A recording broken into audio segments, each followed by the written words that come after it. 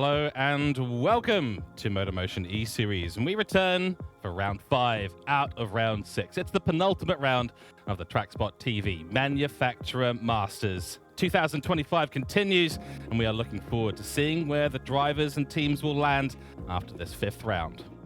The sponsor, of course, for the Manufacturer Masters, TrackSpotTV. It's time for a revolution in sim racing broadcasting.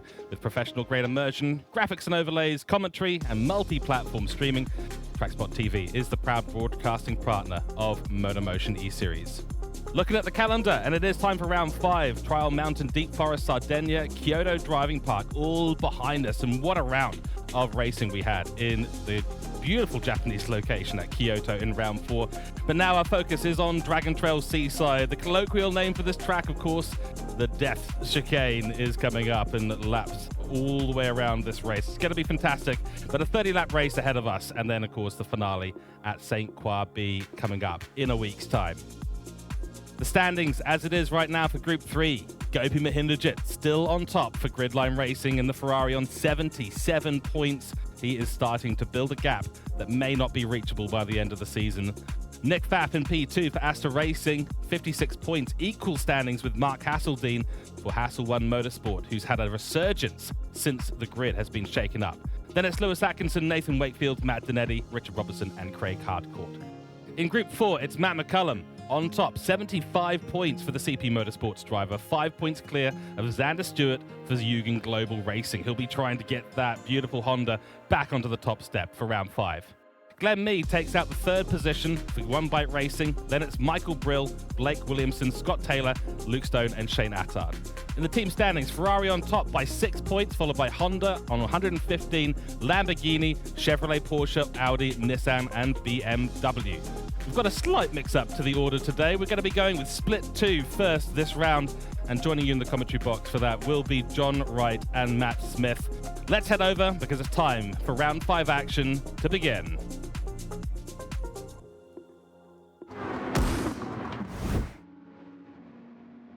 Thank you very much, George. There we go. Thank you, George. Good evening, everyone. Welcome in. It is myself once again, John Wright, aka Double O Raven, here to preside over the penultimate round of the Death Chicane. I mean, the TrackSpotTV MotorMotion Manufacturers Masters, joining me once again for multiple goes through the Death Chicane. Let's face it, it's all about that chicane tonight.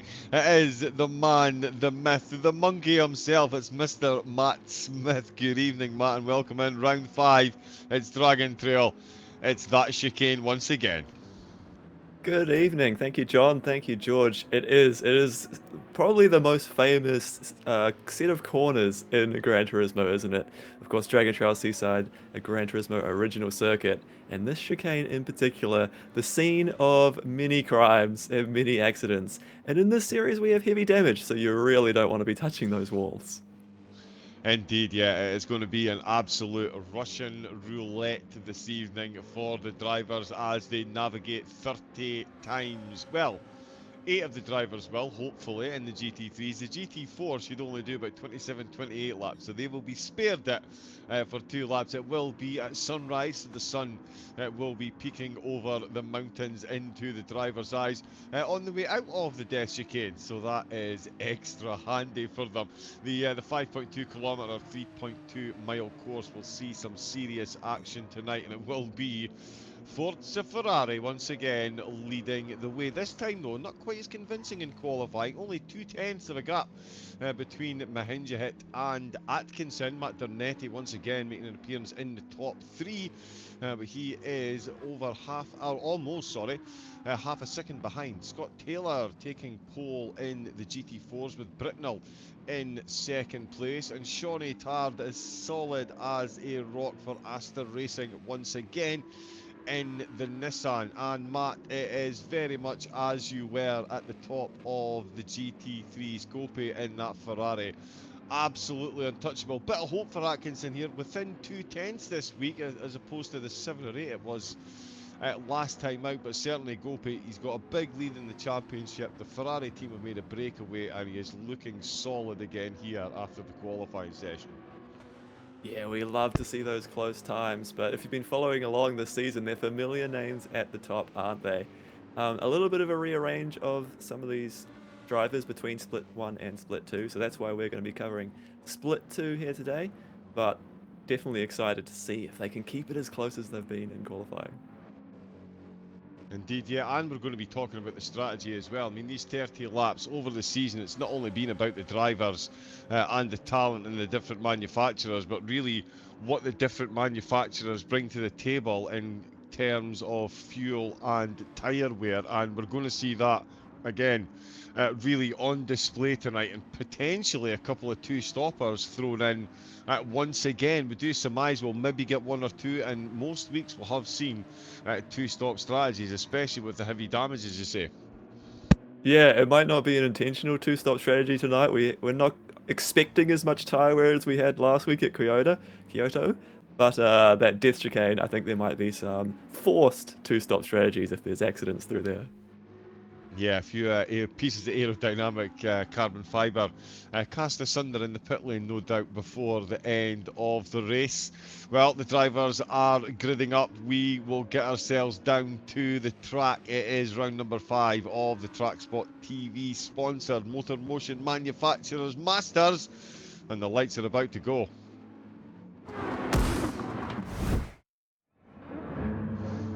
Here we see then it is sunrise. The sun not quite risen as yet, so the drivers got their headlights on. They've got 5 red lights now, no lights. It's foot down, it's flat out, and it is flying off the start line for the Honda there. In third place, the net is going to make it 3 wide into turn number 1 as Lewis takes the lead of the race. Going behind it, finds himself in second place as the Netty is currently up into second place before we get to the first chicane. The Honda absolutely jumping both of them. He's in a big wiggle. There's been a bit of contact. 2 of them have gone side by side. Going behind it has gone through. Lewis is surely off the track. No, Lewis is off. Hazeldean is up. Lewis is still running.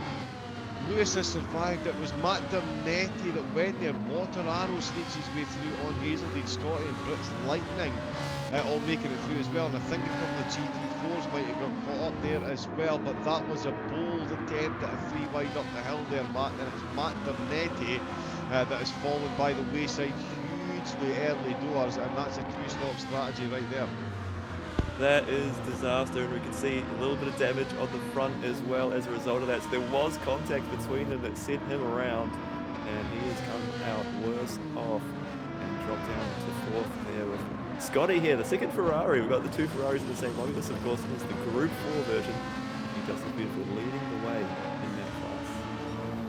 Indeed, yeah, the Ferrari getting the job done in first place for the GT4s, and I think we've got a couple of GT3 cars behind them. It is Brits Lightning who's held on to second place, and Sean Attar who's held on to third out of off the starting line through the tunnel they go for the first time asking. And it's a heavy slipstream there and a bit of side-by-side action. That's the Honda of Matt Dernetti. Oh no, it's not my fault. It is Dernetti, yes. And he's got no damage. Wow, my voice couldn't have gone. Hey, absolutely went an octave or 2 higher there, Matt. The complete surprise. Dernetti has performed an absolute wonder there and kept out of wall. No damage. That is a miracle and really could be a lifesaver for him.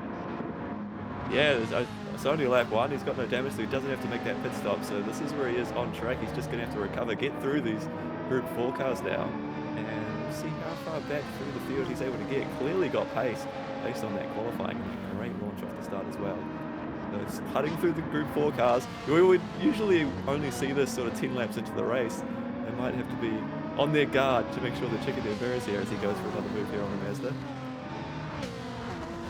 Yep, makes that one stick down the hill, and to the left he'll be behind the Ferrari, but it will be, or it won't be, sorry, the Ferrari he was expecting to be behind, or in fact the Ferrari expected to have behind him. Matt said he got an absolute launch of a start and made it 3 wide up the hill. It's Gobi Mahinja, it's back in the lead of the race. Lewis has been overtaken. Mahinja had set the fastest lap through the chicane goes. Oh, that's a touch from Water Arrow there. Water Arrow kicking up sparks, no damage. But certainly the Lamborghini leaving its mark, which would be bright blue based on that paint job, I think. Yep, almost took the tail off there.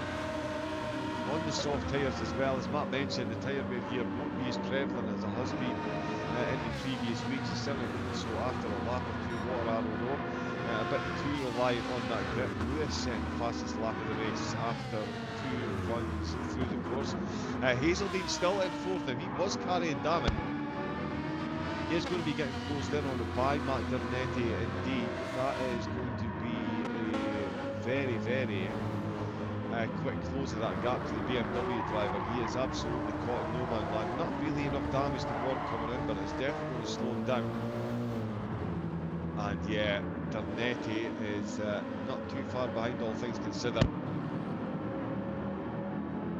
This will bring him back up to 4th. He's already ahead. No, sorry, Scotty is Gopi's teammate, of course. Yeah, but yeah, the BMW carrying that damage. He's going to have to run long. Scotty still holding on nicely to the lead of the GT4s, but it's likely coming under increasing pressure from the Nissan as they come down the hill, and that looks like the BMW just behind them as well. Some great shots of the Ferraris will come up the hill, but look at this attempt at an overtake here. Sean Retard, is he going to manage to get it done? No, he's not. Lost a lot of momentum through that downhill, and from here, Matt, after that good work to get close there through the downhill section, finds himself back, and really from here to the last corner, you're going nose to tail rather than line the stern. Yeah, you wanted to take a single file through here, of course. That's the death chicane, these famous set of corners. It looks like they haven't claimed any victims just yet. And these Group 4 cars do have it a little bit easier, of course, a little bit slower than the Group 3s we see, so they can get through there quite a little bit more comfortably, but you have to be on your game, particularly when you're following someone. So to have that little gap in front of the car there, where he can sort of pick his line a bit easier is nice. But deep on the brakes, deep into the corner, almost another little opportunity here. So thinking about attacking, but also having to have one eye on the mirror, thinking about defense as well. Yeah, Skippy won't be long in skipping up onto the podium if Shane makes too many mistakes, that's for sure. He'll be coming up with one. The gap certainly stretching back in the favour of the Nissan, who is going to be getting pulled along by Etard. In fact, yeah, because Chris Lightning is giving away the slipstream to Etard, and Ferrari just sitting there just ahead, so holding his position very nicely indeed. Does have a lot of pace over the rest of the GT4 fields. So the top 4 here, all definitely still in the absolute hunt as the Ferrari disappears over the crest of the hill. It is Chris Lightning. Oh, actually, yeah, race control just pointing out something that we missed there. Skippy is on mediums. Wow, so he is going to naturally, you would think, be going for it. Oh, or is he just trying to fend off any tyre wear towards the end of the stint? Well, that could be the plan, but yeah, he's gone for the medium. Just Shawnee Todd goes for it around the outside. He didn't get close enough the last lap. He's gone for it this time though. Into turn at number 12. Very nicely done, and really went full send there. Had an absolute run on him, Matt. And oh, they're going to fall back in the line. Yes, they are indeed. I thought we were about to see a side by side there, Matt, but no, both drivers. Honour is the better part of valour. They both decided there, and Etard makes that stick. Oh, as the Mazda could be looking for a move into the final corner. Skippy almost puts it out of the ball as well on the mediums. It's sure getting close out there, isn't it? And Skippy's doing a great job to carry that pace on the mediums. Oh, but he did pick up damage with that touch of the wall there through the death chicane. So, I was just about to sing his praises about keeping up on the mediums. He's opted to stay out, but that could be costing him a bit of time. That aero damage and crack the front wheel a little bit as well. Keep an eye on how much slower he ends up. But what a battle it is there with Shane Etard and Blitz Lightning. There was a little bit of a mistake on the previous lap, and then we saw this lap. They learned from that and was able to get the pass done. So nice driving there. Indeed, yeah, he lined it up. Yeah, Water Arrow we can see still carrying the damage. Oh no, sorry, that's fresh. That close touched the ball on the other side, didn't get damage, but he now does have damage. Hazeldean still carrying damage as well, so that is 2 drivers in the GT3s that are almost lame ducks at the minute. And yeah, Dernetti is going to be getting very close. He might have been gifted a way back onto the podium. Given only 5 laps in, the drivers will... Oh, Dernetti's got damage as well. Dernetti has got damage. I'll tell you what, if this was Family Guy, Peter Griffin would be losing. The Death Chicken is absolutely taking names tonight. This thing is on fire, much like the front left suspension of Matt Durnetti's Honda. And with that, I mean, they were attempting to win the championship and might be struggling to hold on to P2. Oh, he's coming in. 5 laps in, I mean. Yeah, but I was going to say, Matt, when you've got the type of pace that Dernetti has against the rest of the field, if they're staying out especially, it might, I mean, at this stage, you've got to throw the dice and try something, and getting yourself a fresh car, completely filling it with fuel, getting yourself right much further in the race, might not be the worst call here from Dernetti. Yeah, it's definitely the alternate strategy, isn't it? We were talking about how this death chicane might force people's hands in terms of the pit stops. That has come true. Quite a few of these drivers, we've missed a few of them in the front, quite a few of them just tapping the wall a little bit, enough to pick up damage, not getting the full sort of crash and stop into the wall that you see sometimes at the test chicane. But plenty of them just tapping and picking up damage, and that can be costly in terms of winning off this race. And we'll see what Dernetti gets to do. He's certainly going to get a lot of overtaking in this one. Coming through those Group 4 cars once again, is even Gopi's getting loose through there. So even our leaders are on the edge. They head through the test chicane again. Indeed, yeah. His consistency is there once again. That's a 37.0, a 37.1, and yeah, despite that little wiggle through there, I think this is another 37.1 on the way. It might even creep into 36 when the race is over. 37.4. Okay, so he's off his pace slightly, but still about half a second quicker. And then everyone else has got is a good lead that he's got at the minute. Over Lewis in second place. There is Uncle Mark running away in the Toyota 86. What a car that is. What a machine. Mark bringing up the rear of the GT4s. At the minute he's got Brucey and Skippy ahead of him. He is damage free and he's on the soft tyres.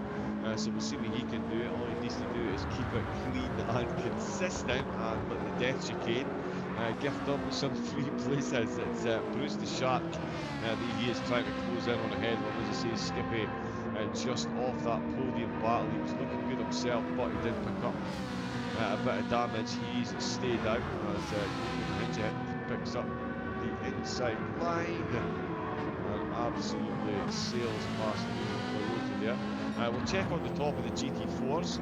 There is Brucey in the Audi, and Scotty finds himself just being overtaken by Dernetti again. Dernetti is, Matt is correct, he's going to win the award for the most overtakes this evening.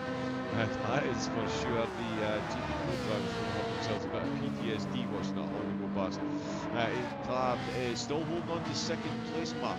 He's got that overtake done, as you say. He lined up, he sized up his opportunity on the previous lap. He made it work the lap directly after that, and he is keeping Brits Lightning at a bit of arm's length here. Yeah, he's doing a good job. He's just losing a little bit of time to Scotty, and that's probably partly because he's got that front damage like a lot of these drivers do. But still carrying good pace because he's, like you say, keeping ahead of Brits Lightning, who they were having a close battle. Great job now, and now we're starting to get 7 laps in. We're starting to think about the tyre wear situation as well. These soft tyres definitely feeling worn. They'll be noticing it as they come through the DSGK one more time. We'll keep an eye on if they get through there cleanly. This is Brits Lightning. Maybe that front left is crying out pain, but he doesn't have any damage. So can he get through here tightly? Always with the brake lights come on, so they're definitely having to slow down a bit through the second part of that chicane to get through there nicely. And again, every time he just gets so close to the walls and makes me nervous. It really does, and we're only in the comedy box. Yeah, this arm goes a little bit deep there. Does manage to get a good rotation on the car. Decent exit. Brits will sit behind, just about on the edge of the slipstream at the moment. As you can see, the Nissan pulling over, trying to break the chain. Skippy, another driver carrying damage, got a quarter of a tank of fuel left. It is starting to feel it in the petrol tank, though, that is for sure. Down to a quarter of a tank, 8 laps in. So yeah, one pit stop for a decent amount of fuel, and we'll run to the end of the race, no problem on that. It is going to be about the tyres and the softs. 8 laps in, looking not bad on the Audi, that's for sure. The Audi's done well on the tyres so far this season. Can certainly hold supremacy in good stead come the end of the race. Again, that damage. And it's just a law of diminishing returns, isn't it, around the course like this, because there's so few forgiving points where drivers make mistakes. And when you do have that damage, it really does increase the chances of having another contact, Matt. And as I say, it can easily be a law of diminishing returns. So the drivers at the minute that are carrying damage, they're on an absolute knife edge, just praying to make it to their pit box so they can get themselves some damage repaired. Yeah, and it's tricky if you're someone like Brucey who looks like often his strategy seems to be to go that little bit longer and try and split the race evenly. He was doing a good job saving fuel. It looks like still just about sitting above a quarter, but now he's got that damage. Suddenly that strategy maybe isn't looking so pretty because it means he's got to carry that damage for longer before he comes into the pit. But it's interesting, as we did flick through the field earlier, quite a few of those drivers have matching sort of red glowing spots on the front of their car. Yeah, indeed they do. They're all catching that wall on the way out. We've all, I think we've seen one on the right-hand side, mostly on the left, as you say. So yeah, one driver hitting it on the right, the rest of them giving it a little clock on the way out. Can't confirm, as I've said before, these cars are made of carbon fibre hoops and creams, and none of them survive first contact with these concrete walls. Every one of them will buckle completely. Skippy is still chasing Brits Lightning, who's still chasing Shawnee Tard in that Nissan. Scotty, still the drivers are all chasing Brits. Looking a bit low on that tyre now. That front left certainly starting to feel the wear, and we're 9 laps in. So you think he's going to struggle to get 30 laps? Oh, sorry, get 15 laps out of one set of softs. It's going to be rolling the river. Pretty close. He's got another few laps of fuel left, so he really is going to be running the softs down. So the tyre wear might be slightly more of a consideration than we thought. We did see a few drivers on the medium. Skippy, of course, he's just there in the back ring. So we'll see if that choice, Matt, that could prove to be quite the wily starting tyre then, if Skippy can make these mediums work in this first stint potentially. Even with that damage, he's still keeping up with the drivers on the softs, and as we can see, Attard is not too bad, but certainly Brits Lightning, he is very close on that front left tyre to start losing a lot of time through the corners. Yeah, the soft tyre seems to be the more commonly chosen tyre to start on in this series. A lot of drivers opting for that. But then last week, Kyoto, where it was such a high tyre wear circuit, that was the first time we saw drivers opting for the medium, and it actually did work out beautifully at Kyoto. So I think maybe a couple of drivers rethinking the strategy, and like you say, Skippy going for the mediums here as well, and maybe learning from that and seeing if they can do something different, think of something different that the other drivers haven't chosen. And look in the background of some of these shots now as well, they might be reaching a sort of crossover point where Skippy's able to start closing back in. There he is, the BMW lurking behind those two, and definitely one we're keeping an eye on. I mean, the tyre wear difference is so great. And in the Group 3's completely different story, we've got Gr.3 coming in for his first pit stop on lap 10. Yes, indeed he is. A third of the way through the race. He's got 3 litres of fuel left. That's some pulling in.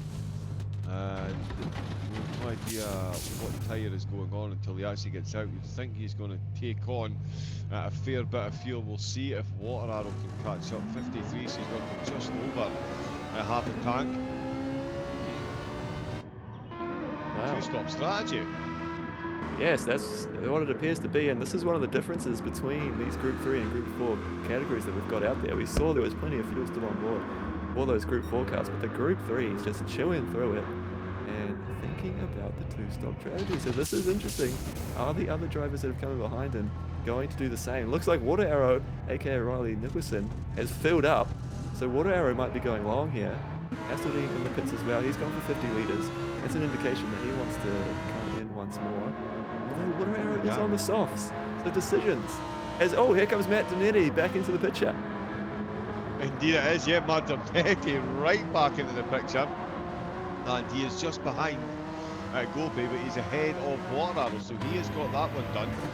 He's only got half a tank of fuel though. He is going to be coming back into the pits. I'm thinking now if Water Arrow was trying to split the difference, and he is not going to take fuel on his final stop and just get a fresh set of boots on.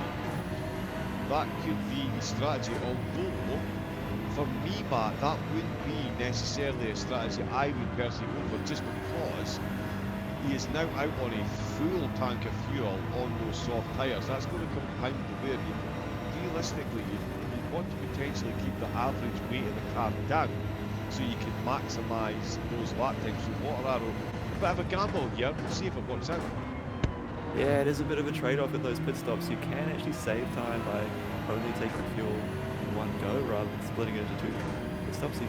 They talk about being able to save maybe a second by doing it that way, but like you say, the trade-off is that you're going to have extra weight you're carrying around for the rest of this race. So keep an eye on Water Arrow, and definitely some different strategies once again here in the Manufacturer Masters. And they've caught me off guard a little bit. This is not the direction I thought we were going to be going on strategies, but that's why they're out there driving. That's why they've got their teams working together to try and come up with these plans. They've got smarter decision-making. Indeed, yeah, they've got the AI. Definitely not taking the Ferrari strategies this week, that's for sure. That's Hazeldean crossing line. He's got his damage finished. But check on Lewis up at the front. He is still out. Let's see. Okay, saying he's just out. He will be in very shortly. He is going to have to go. I've already said this a couple of times this season, but if he doesn't have to go full Nigel Mansell and push that thing out the pits, I'm going to be amazed. There is nothing left in that fuel tank. Let's stay on board with him actually and see if he does actually make it in. If his speed suddenly plummets to 60 kilometres an hour, we know he's absolutely running out of fuel, but he has absolutely nailed that bang on. That is absolutely incredible. I wonder if there's any fuel saving involved there. Oh no, look, he's still going full beans out the pits. He made it to the pits, but I think he did hit zero. Yep, he's coming on zero there, so just absolutely amazing timing. And he's done it a little bit different. He's got a couple of laps. Skippy's got Atard. Sorry to jump all over you there, but Skippy's going for Sean Atard. This one done before they get into the pits. The medium tyres just getting the job done right at the end of the stint. Brits Lightning has been in, so he has gone for an enforced undercut. And it looks like Skippy, he's got more grip on the mediums, but he's got the outside line going into the reverse deckness, and he's on that apex absolutely beautifully in the BMW. How much of a gap can he now get? And in fact, can these cars get another lap? We've seen how much fuel. I think they can maybe get another lap. I wouldn't be surprised if they got another lap out of these. Brucey is in 4th place. GRL Scotty is still absolutely flying up at the front, but it is Skippy. Sorry to jump over you there, Matt, but Skippy, the medium tyres coming into their prime right at the end of the stint. It's for Skippy at this point, it's a case of, oh my goodness, what could have been if he didn't have that damage. No, yeah, you're absolutely right. Jump in there, because this is what we were talking about, wasn't it? He's come back on those mediums. The crossover has happened, and he's gaining spots, gaining times now, not having to carry that soft tyre wear that we've got on the lights of the time in behind him as he comes through the ditch gate and gets it wrong. He's in the fence, and we talked about no one had quite crashed that bad just yet, and Skippy has been the first to do it, and even the recovery is a little bit dodgy. Oh my goodness, it's close getting out of the wall there, but he does get going. And that was the big one. That was indeed the big one. I completely lost my soul there. It left my body. He made that much contact with the wall. His grandchildren are going to feel that. They're going to need some serious dental work done to fix the mistakes made there. Skippy, he's only saving grace. He was coming into the pits on this lap. That was his other saving grace. He didn't take out the GT3 leader, who is in a Ferrari. There is his teammate Scotty, who is running. Tell you what, the Ferrari GT4 has got much better fuel consumption than its GT3 Big Brother. That is for absolutely sure. Another lap for Scotty. It's all playing beautifully into Scotty's hands at the minute. Could not be going any better as Water Arrow in the Lamborghini finds himself. Skippy's teammate Hazeldean chasing him down in the BMW. Lewis is in 2nd. Maternetti is back up to 3rd place. He does have a pit stop to take, so could find himself coming out the pits right smack bang in the middle of this little battle here we've got on screen, which would be good fun. There is the BMW of Skippy. He's out of the pits, and he's got the CP Motorsport car going round. Little BMW sandwich for a moment there, as he felt like he didn't need to get out of the way before the corner. He'd just sit in front and try and give Hazeldean a little bit of a chance to get on the back of this Lamborghini. They continue to run close. Water Arrow, of course, taking their extra time in the pit stop. That's what brought these two back together. But it seems like they've had essentially the same pace. They have come back out. They're doing a nice job in that Lamborghini. It's my favourite car of mine, so I'd love to see that in flying around the circuit. Indeed, yeah, flying it is. Love to see the way they're interacting with the traffic. It's been so good all season as well. And a couple of splits have changed, a couple of drivers have changed, and it's all still been absolutely top draw.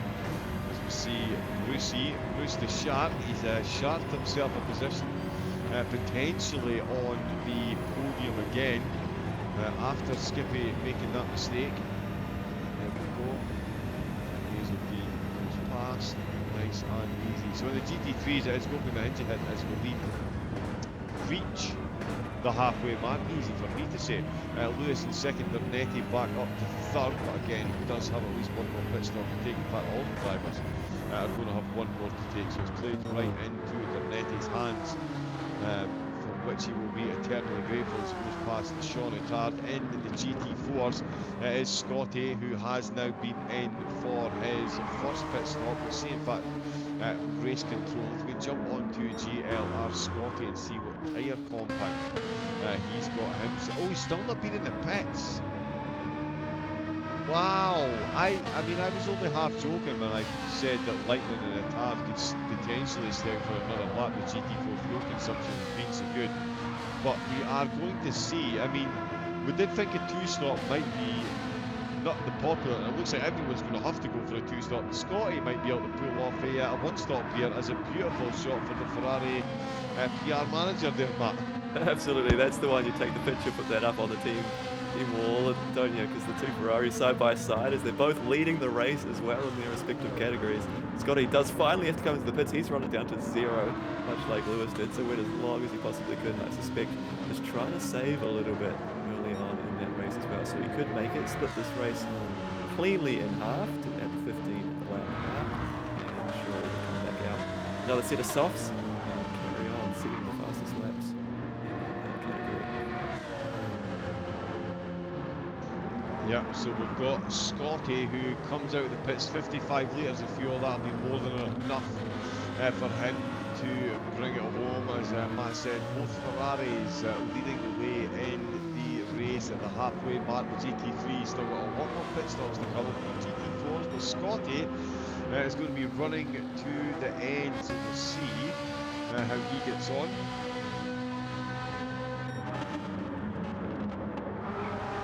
Water are there, then Bernetti, then Lewis.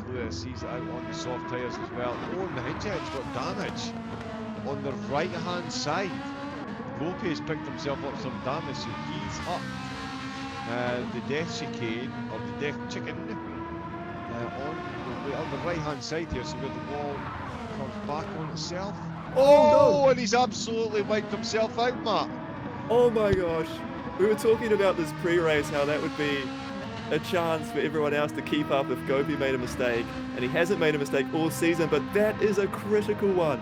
Into the death chicane, big moment. You were just talking, he'd already had a little moment, and now that is a lot of damage. Is he going to come around and have to pull into the pits? He is, because that is going to cost him too much time, and all of a sudden, Lewis is back in the picture with 14 laps to go.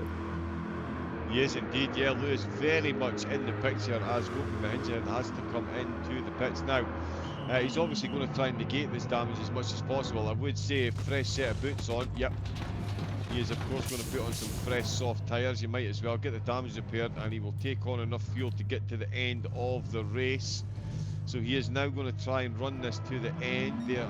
Oh, a lifetime getting that damage repaired. Has he stayed? He has. Oh no, here comes Bernetti along the start. He has stayed ahead of Bernetti, and Water Arrows come into pits. Oh, now Water Arrows come into pits. Who's the one that fueled long? So has he got damage? No. This is a curious question. I wonder if he's reacting there to seeing Gopi come in and decided that this is the time to do the second stop and just get some fresh tyres, because the softs maybe weren't going to last to the end, so he had to stop at some point. But that is a curious decision there from the Lamborghini driver. Yeah, that's let Hazeldean absolutely fly past him, and in fact it has put Water Arrow just behind Bruce the Shark, who's being chased down by the other BMW.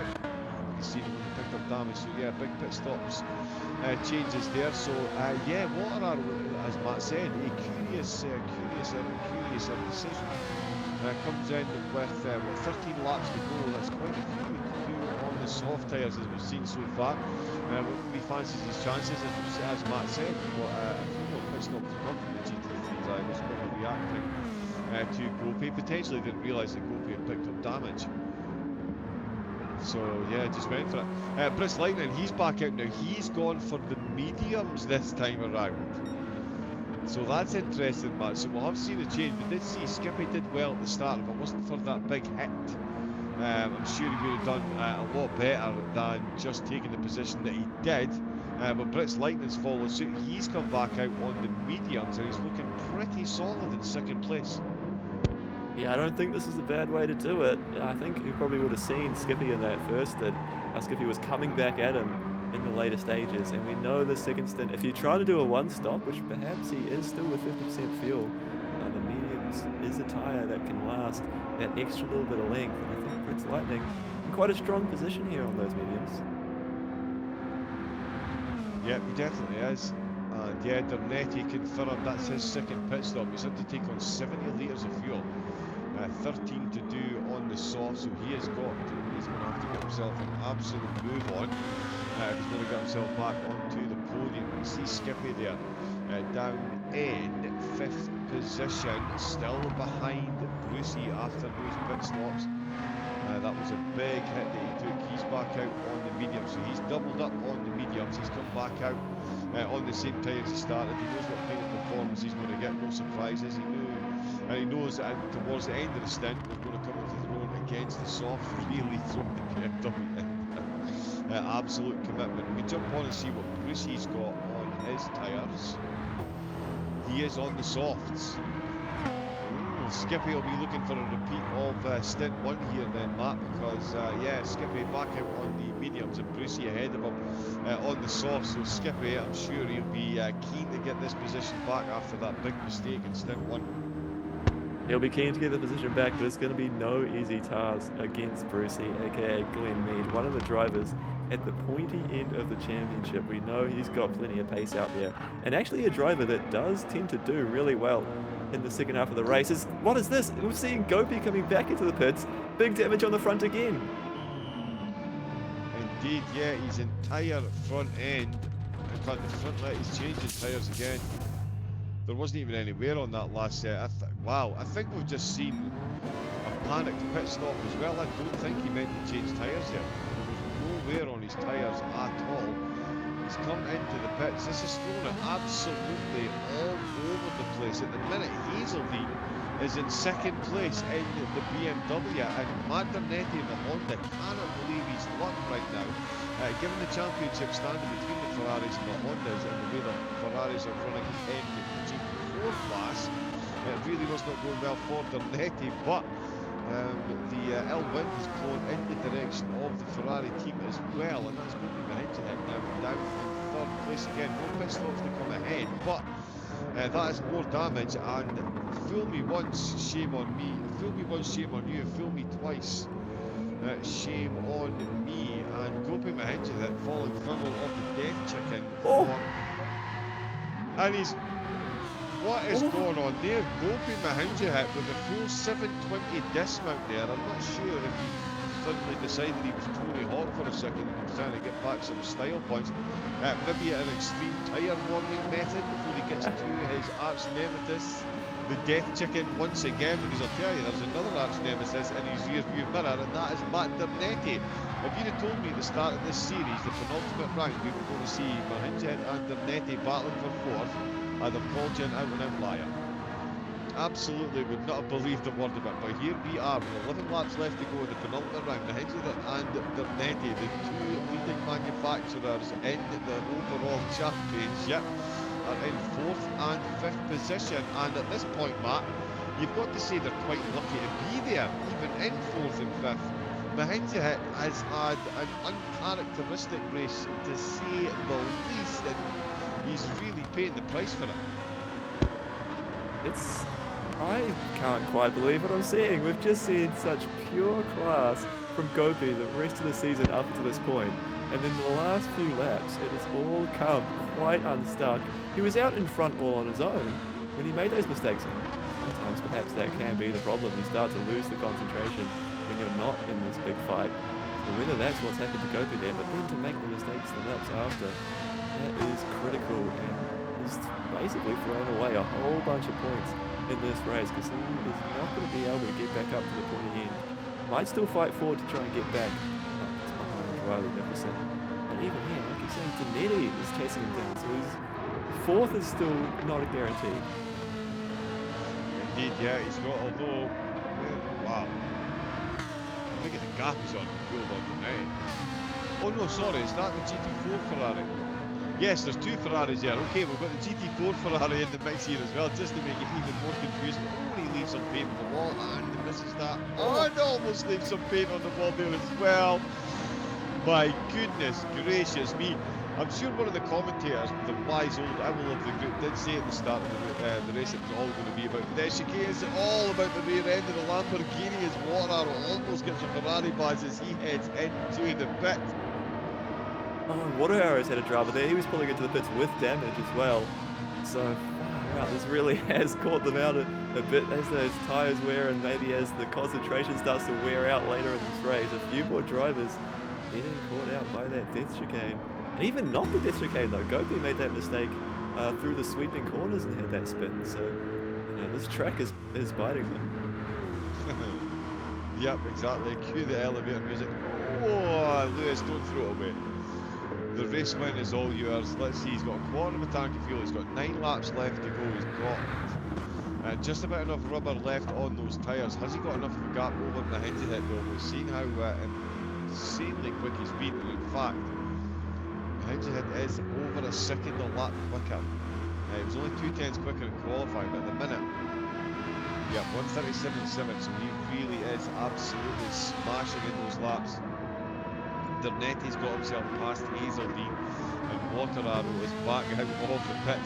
The GT4 is completely oblivious. They're still doing their thing. GLR Scotty absolutely flying for the Ferraris. One of the Ferrari type garages will be nice and calm and serene and more anyway.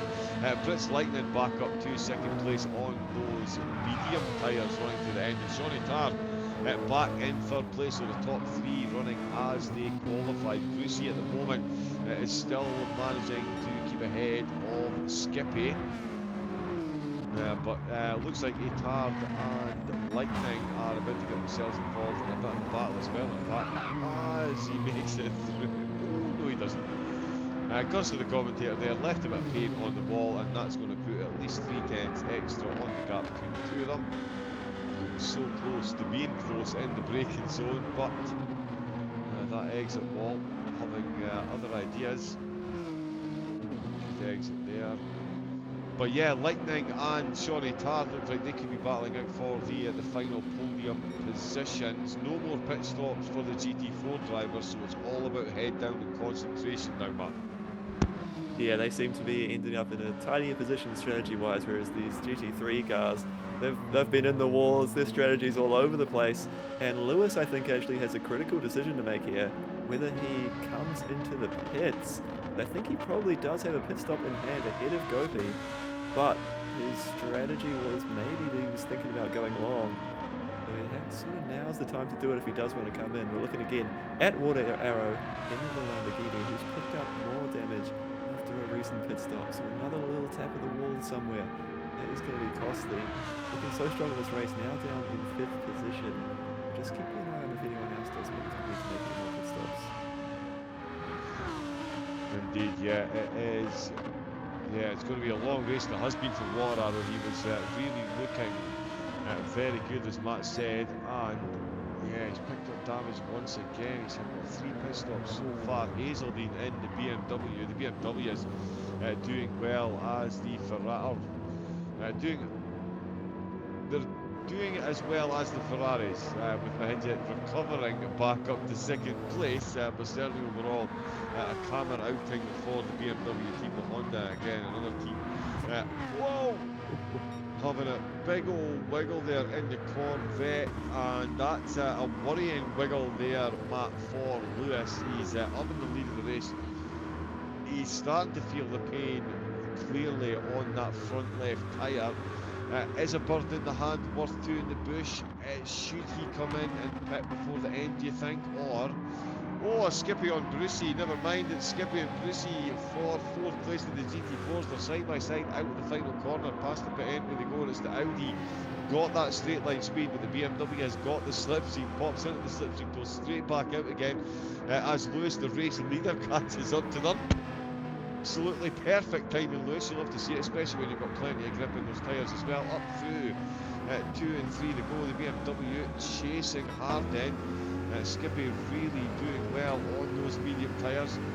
Great shots from on board the overall race leader. These two cars will stay almost over to the right hand side. You would have thought there. Obviously, on the next one we'll get one out of the pay, the MotorMotion Audi just in front. Lewis pulls out and leaves these two to battle onwards. Beautiful spoiler shot. We do like these fancy cameras on the inside, and there we go, TrackSpotTV, perfect. And up the hill, it's an incredible battle between these two, and the medium tyre again. It really is a case of what could have been for Skippy if he hadn't had that mistake in the first stint. The medium tyre's really working well for him this race. Yeah, he's going strong, isn't he? But he's got a wily character in front of him in Brucey. Great shots that we saw. Lewis had a great view of this battle. Now he is off into the distance. We'll talk about his tyre wear situation in shortly, because that's going to become a big factor for him. But at the moment, this racing is too good to look away from. Again, Skippy's got a nice little run here out of the dash chicane, but not got the pace maybe in that BMW, struggling to pull up alongside. He is going to be given the inside, and maybe this is the chance that he gets the move done. Hogs down the inside, sends it deep down the inside, pushes Brucey wide, but the crossback is on. Great little battle. These Group 4 cars are showing us how it's done here at Dragontrail Seaside. Yes, indeed they are. The GT4s really do provide some absolutely top-class racing.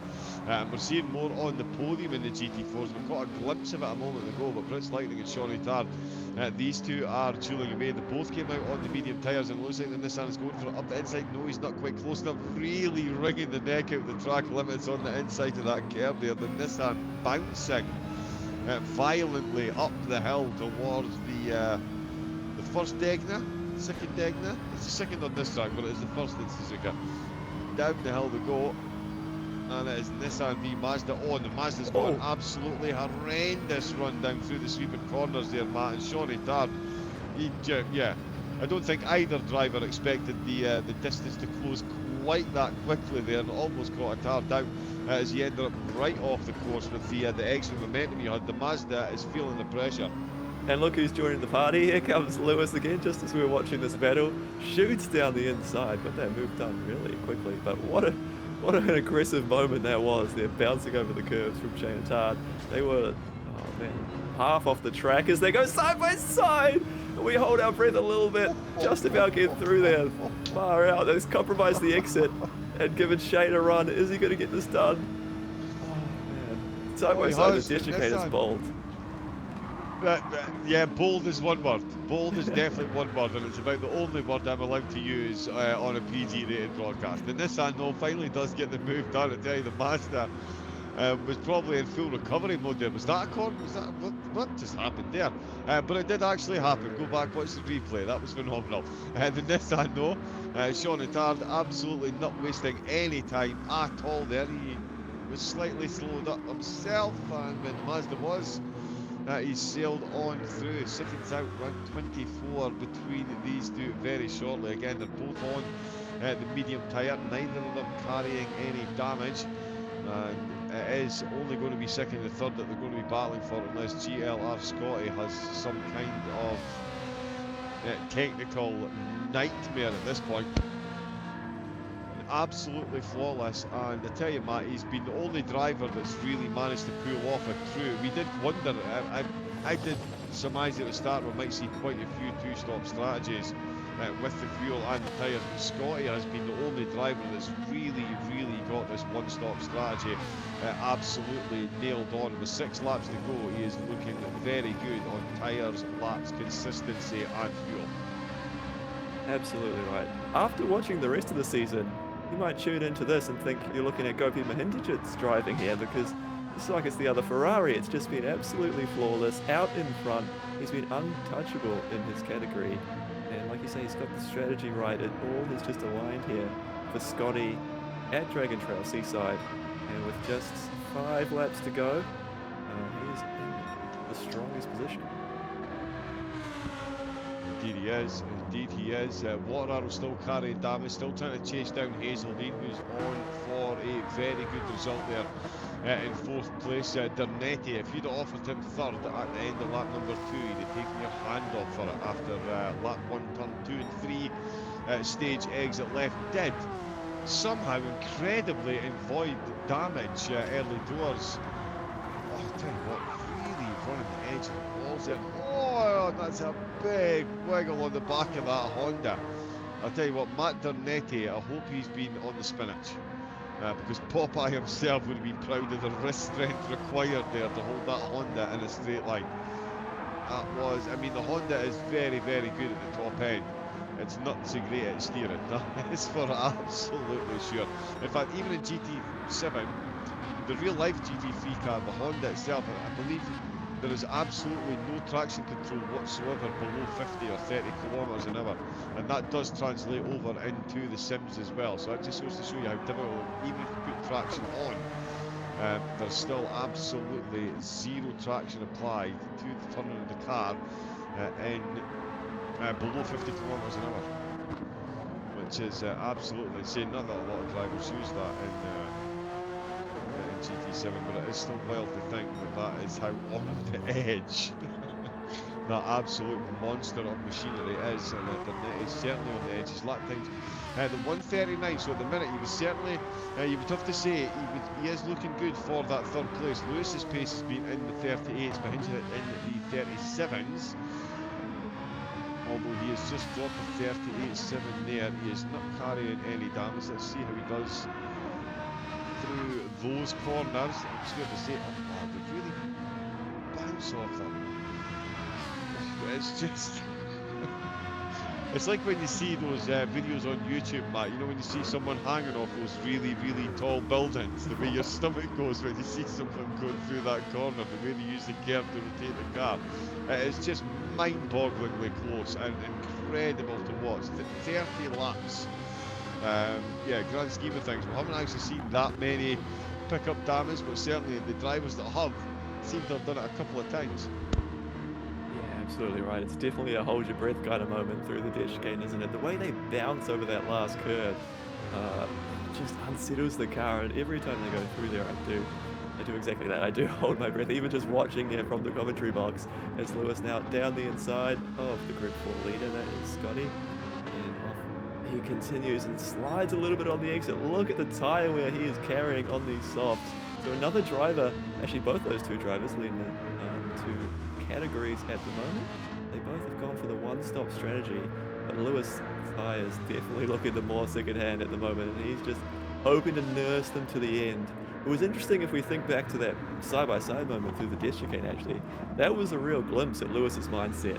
I think he knows he needs to still be setting fast laps out there. He can't afford to just sit back and relax too much, because Gobi is pushing in behind him, even though he has this big gap. Lewis can't think too slowly, or maybe just the racing mindset that he doesn't want to be thinking about going slow. He's trying to push forward as much as he can. So far it's working for him. He hasn't made any mistakes while the other drivers have. Indeed, yeah, it will be very prevalent that he is being chased down in that tyre wear. Has he made the right call? Is going to manage to close up and see. We've only got 2 laps left to go. Hazeldine in 4th place. Absolutely solid race from the BMW driver.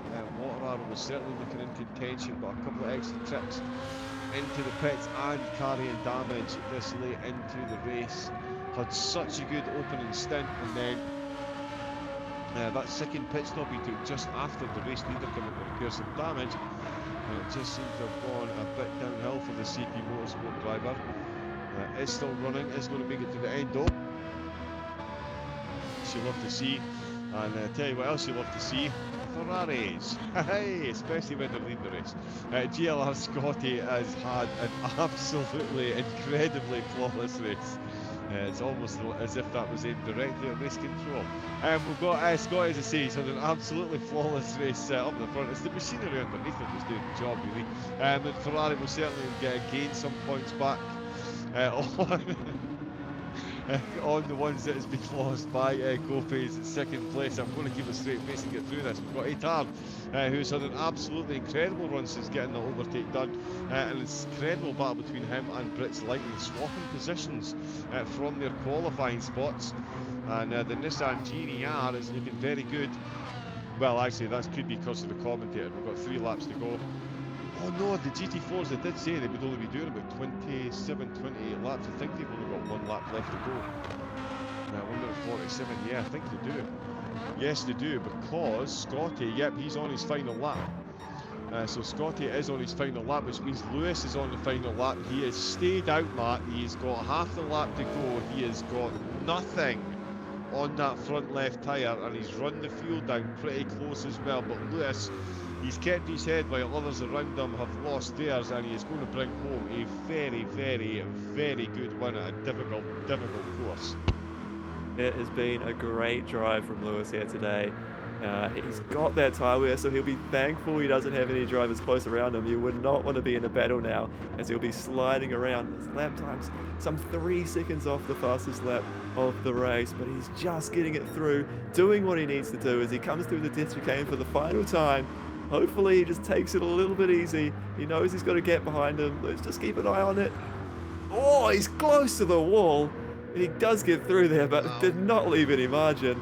And just 1 corner left to go, and Lewis will be a race winner in the Manufacturer Masters. Indeed, yeah, around the last corner, round number 5 of the MotorMotion Manufacturers Masters, powered by TrackSpotTV. The checkered flag will wave as Lewis weaves left to right, and the well-deserved weaving indeed. What a race that is, and that's going to make the championship standings ever so fun at the end of Split 1, which is going to be coming very soon. Great race though for the Corvette driver. Who says those cars can't turn? Go at me. Gobi Mahinjahit in the Ferrari will take second place. His teammate though, GLR Scotty, takes the clean sweep, pole position, fastest lap, and the race win for Finishing with Ferrari. damage though. Sorry to interrupt you, but he had a moment on that final lap, so he's lucky maybe to get away with it. Picked up damage at the end, but wins the race, so congratulations. Great drive there from Scotty. Indeed, yeah, well spotted as well with the damage behind you. In second there in the GT3s, Dernetti in third. Shawnee Tarr did take second in the GT4s, and Brits Lightning came home in third place. What a race that was. Let's go look at the standings.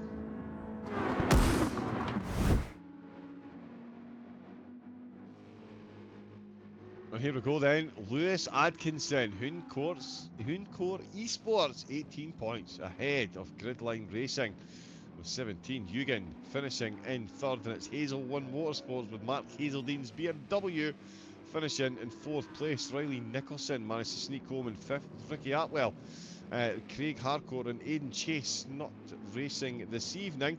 So only the top 5 bringing home the points for me. I think we'll do driver of the day, and then we'll look at the GT4s. And it's surely, Matt, it's got to be. I mean, for me, it's got to be Lewis Atkinson. Every other driver made a mistake, picked up damage. Lewis ran the strategy, ran those tyres very close at the end, and brought himself home a win in a league where it's usually Gopi that's up at the top. So for me, I would say Lewis Atkinson, driver of the day in the GT3s there. Absolutely right. He did a phenomenal job, didn't he? He started at the pointy end. He got a good start, actually, in that, if we remember right back to the start of the race, that tussle into the first corner did cost him, and Gopi got through. But since then, it all went his way. He was driving superbly throughout and picking up a race win. Congratulations to Lewis. Indeed, yeah. So, yeah, Lewis Atkinson picking up the win and double vote for driver of the day. So, obviously, the most important part, as any driver will tell you. And in the GT4s, Scott Taylor, let's go the Ferraris. Gridline Racing will hang on to their lead at the top of the manufacturers' standing going into Split 1, which will be brought to you by George Cooke and Mr. Matt himself. Shane Tard bringing home the Nissan GT-R in second place for Astor Racing with Lightning's Troy Britnell swapping positions with Shane from qualifying to finish in third. Glenn Mead, One Bite Racing. He had a bite at the podium, couldn't quite hang on to it this week, but another solid 10 points. Dave Crook in fifth place with Mark Scarborough for Team Capital in sixth. Xander Stewart and Dylan Scarborough unable to race this week. And I'm not biased, you are. Scott Taylor, driver of the day. Surely there could be no questions. Matt? I mean, it was dominant, wasn't it? Yeah, nothing. Well, I was going to say didn't put a foot wrong, but then we saw that damage at the end. There was one little moment that he might have had on that last lap, but apart from that, he was dominant and he won by a long way. I want to say as well, well done to Glenn Mead for keeping ahead of Dave at the end there. They were having that battle back and forth, but Glenn managed to come out on top and finish in fourth position. Indeed, yeah, absolutely incredible drive by everyone there. The Death Chicken certainly claiming many a victim. We will be back. I'm just looking for the website. Get yourself over, of course, to the website MotorMotion E-Series .wordpress. Sorry, I do have this written down in the notes and I can't actually find it. George will give it to us at the start of the next race. He'll be joining us. He'll be taking the lead for split number 1. It'll be himself and Mr. Matt Smith taking you through that. And I'll be back for the final round next week. But Matt, an absolute pleasure once again. And the drivers at MotorMotion putting it all on the line. And the Death Chicken doing Death Chicken things. Didn't it just? We talked about it. We thought we might see that corner a few times in the race, and it has lived up to expectations. Yeah, a track that I absolutely love, but I think there'll be a few drivers maybe feeling a little hard done by it and not want to take a break from this track after that race. Yeah, quite possibly. Quite possibly.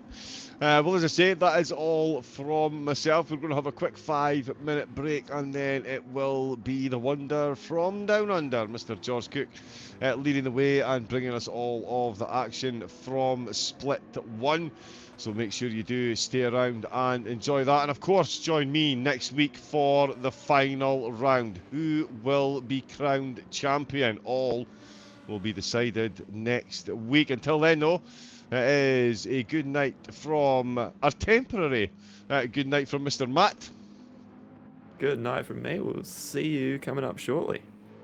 And it is a good night from me. See you all in 5. Don't go away.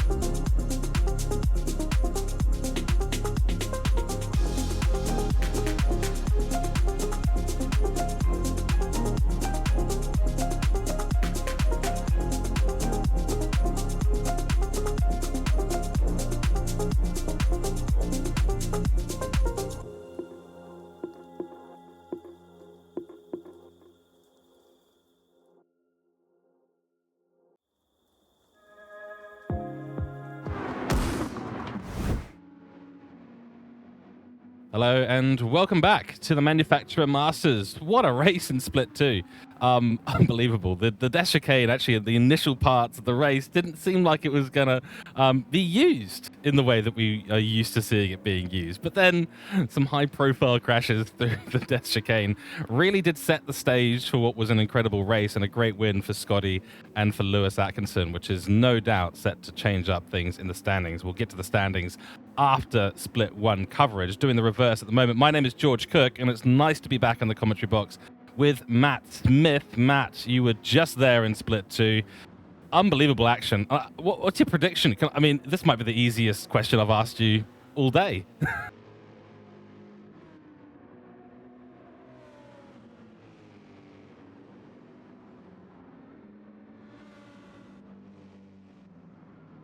Last race with but enough respect for the dash chicane, shall we say. And then as the race carried on, everyone got a little bit bolder, and we saw it play out with plenty of drama and cause some crashes that did affect the results and might even affect the championship point situation as well. Yeah, that's exactly right. So, speaking of which, let's take a look. Obviously, it's round 5, Dragontrail Seaside, 30 laps at sunrise, but qualifying, let's see how this is played out. And it is Nick Pfaff on top for Asta Racing. Boy, that is a close qualifying for the Group 3s. Campbell Knowles and his Mazda for Lightning Motorsport, only 0.2 of a second away from that top spot. And the GTR, of course, for Asta Racing being right there on top. And then Nathan Wakefield, Black Rose Racing, he'll have to keep his eyes very much open today as he goes around this track, because that dash chicane comes up on you rather quickly. But we do know Wakefield is quite good at this track. We'll see if he can get that Black Rose Racing car all the way around here successfully. Then over in the Group 4 categories, Matt McCullum, and he is the Group 4 leader at the moment, on pole position with Luke Stone and Blake Williamson behind him. Of course, this time I do get the pleasure of commentating on the split with 2 McLarens in it, and John gets the pleasure of being the one with the 2 Ferraris. The rivalry, no doubt, continues, and it will do on track as well, as Blake Williamson will need to chase down Luke Stone and Matt McCullum, see if he can put that McLaren a little bit further up the grid today. But these qualifying times are close, so I'm expecting to see quite an even battle. The only distance there is really between Matt McCullum and Luke Stone. No, you're absolutely right. It is close. And one thing that's interesting as well with these sort of reshuffled splits, it's actually some really similar times to the other split that we've just watched. So there's a lot of quick drivers at the pointy end. I'm sure we're going to see some good battles. You talked about favorite cars there, so I am just going to mention as well. We've got the Lamborghini at the front, so I'm excited to see that. There we go. Actually, this is something I forgot to ask everyone. We know that Isaac Fogarty's favorite cars are the Mazdas, so he'll be stoked to see Campbell Knowles there. But yeah, yours is Lamborghini. Okay, so I will then encourage you to introduce some bias, like I do to everyone watching in chat at the moment. Introduce your bias. Tell us your favorite manufacturer. Tell us your favorite track that you've seen so far. We are coming to the end of the season. It is the penultimate race, round 5 here. So I think it's pretty much time for us to get down on track and get this race underway, Matt. But any further predictions? Are you seeing CP Motorsports Lamborghini at the top, maybe? Yeah, McCullum has been so strong throughout this season, so he's going to be one that's hard to beat. Another one I'm keeping an eye on, though, Campbell Knowles. He is coming on stronger and stronger as the races progress, as we progress through the season with these races. So round 5 now in that Mazda, he's looking good, starting from second. There we go. So we will now jump over to the race. So we'll see you over on track.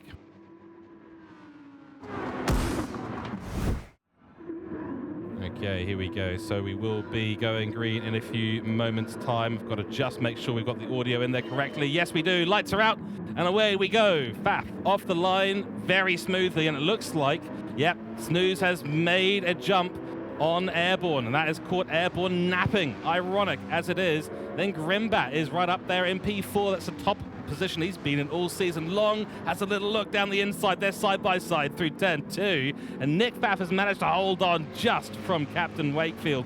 So Nathan is going for it in that P2 spots, wants to get up ahead of Nick Pfaff and really curtail his ability to execute his race strategy. And there's some action going down the back of the field as well. It's a big move down the inside for Grimbat, and the Mercedes is keen for a lunge early on, but it's put him right into the grips of Tony Griffin and P5 for One Bite Racing. That is going to be a scary position for the Mercedes driver as we head through the S's and down the hill and back up. Luke Stone in P6 at the moment. He is leading now the Group 4 category. Looks like something has happened to our Group 4 leader, Matt McCullum. Where's he? He's down in 4th place.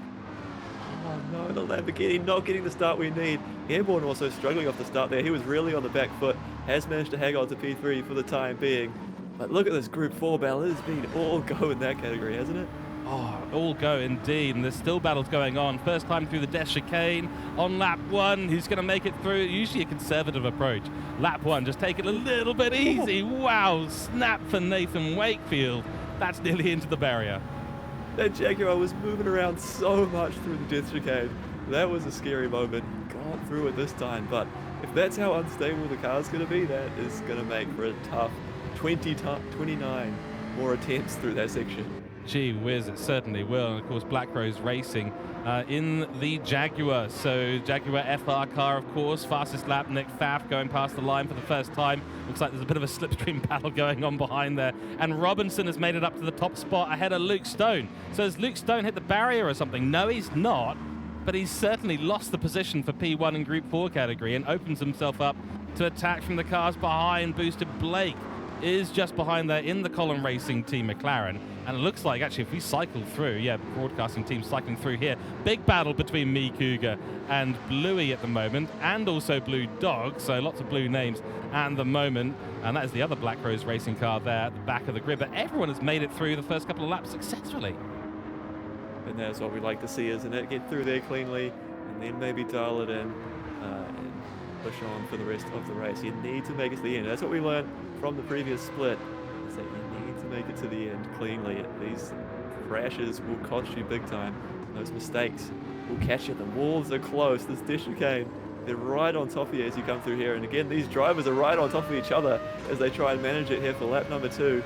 Can this Jaguar get through here tidy? We'll get a real indication of maybe if it was just a once-off or, and they're just sort of twitchy on entry. Oh, but it's not the Jaguar that gets the mistake. Airborne touches the wall. Wow. Airborne, truly getting airborne over the second part of the chicane. That has damaged the rear bumper and the left rear tyre. That is going to make things rather awkward. It won't be significant damage, I don't think.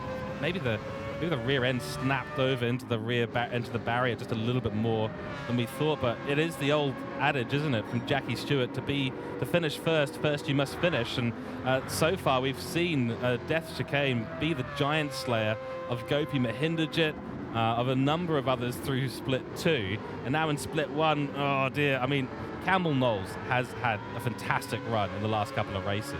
Now he's in a situation where he's right up the top again.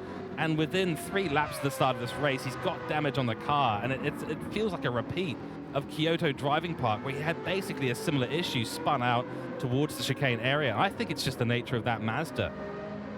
It's one of the things with this series, all the drivers in different cars, manufacturers, masters, beautiful like that. We get to see all the different beautiful race cars out there. But it does mean there are differences between these cars. They do handle differently. Some of the cars will be handling these curbs differently as well. It's one of the big factors on this track as we see the Porsche bouncing over the curb through the sweepers. And so, these cars that are a bit more stable over the curbs and have the suspension set up for it will be doing well here. But something like that Mazda, like you say, it can be quite loose. And keep in mind as well, we are on balance of performance and they can't control the setups either, so they're all on the defaults, and so that means there's a bit of variation between them, and we see the different strengths of different tracks play out in terms not only of the drivers but also of these cars as well.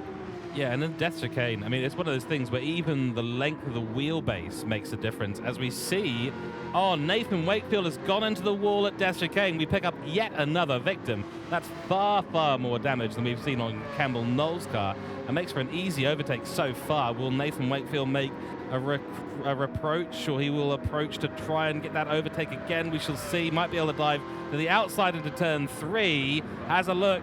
But he's not going to have the braking power anymore with front damage. So that is a lot of aero disappeared off the car. And as I was saying before, all these curbs, they're at different sizes, different heights. You attack them at different angles in the different cars. And we saw the Ferrari that Gridline Racing Scotty was driving was so stable in the Group 4 category, shorter wheelbase than its Group 3 equivalent, and now the Group 3 car for Gopi was absolutely all over the place because it's got a slightly different sizing and he's attacking the curb in a different way, and it just bounces the car, steps out the rear, whereas the Group 4 one just seemed to sideswipe it. We did see a lot of that, and of course massively different spec for all these cars, and Airborne's Mazda is a particularly wide and long setup for a Group 3 car. Absolutely right. I believe it's based on their Vision Gran Turismo car, isn't it? Just set to Group 3 spec, so it's a weapon of machinery, but you're right that it is a bit bigger than some of these other cars, and again we're going to watch as they navigate this dash chicane, which is the narrowest part of the track through this corner here. They bounce over those curbs. Oh, again he slides that rear out. So a bit of a trait of the car there, I think, that is just getting loose on the exit.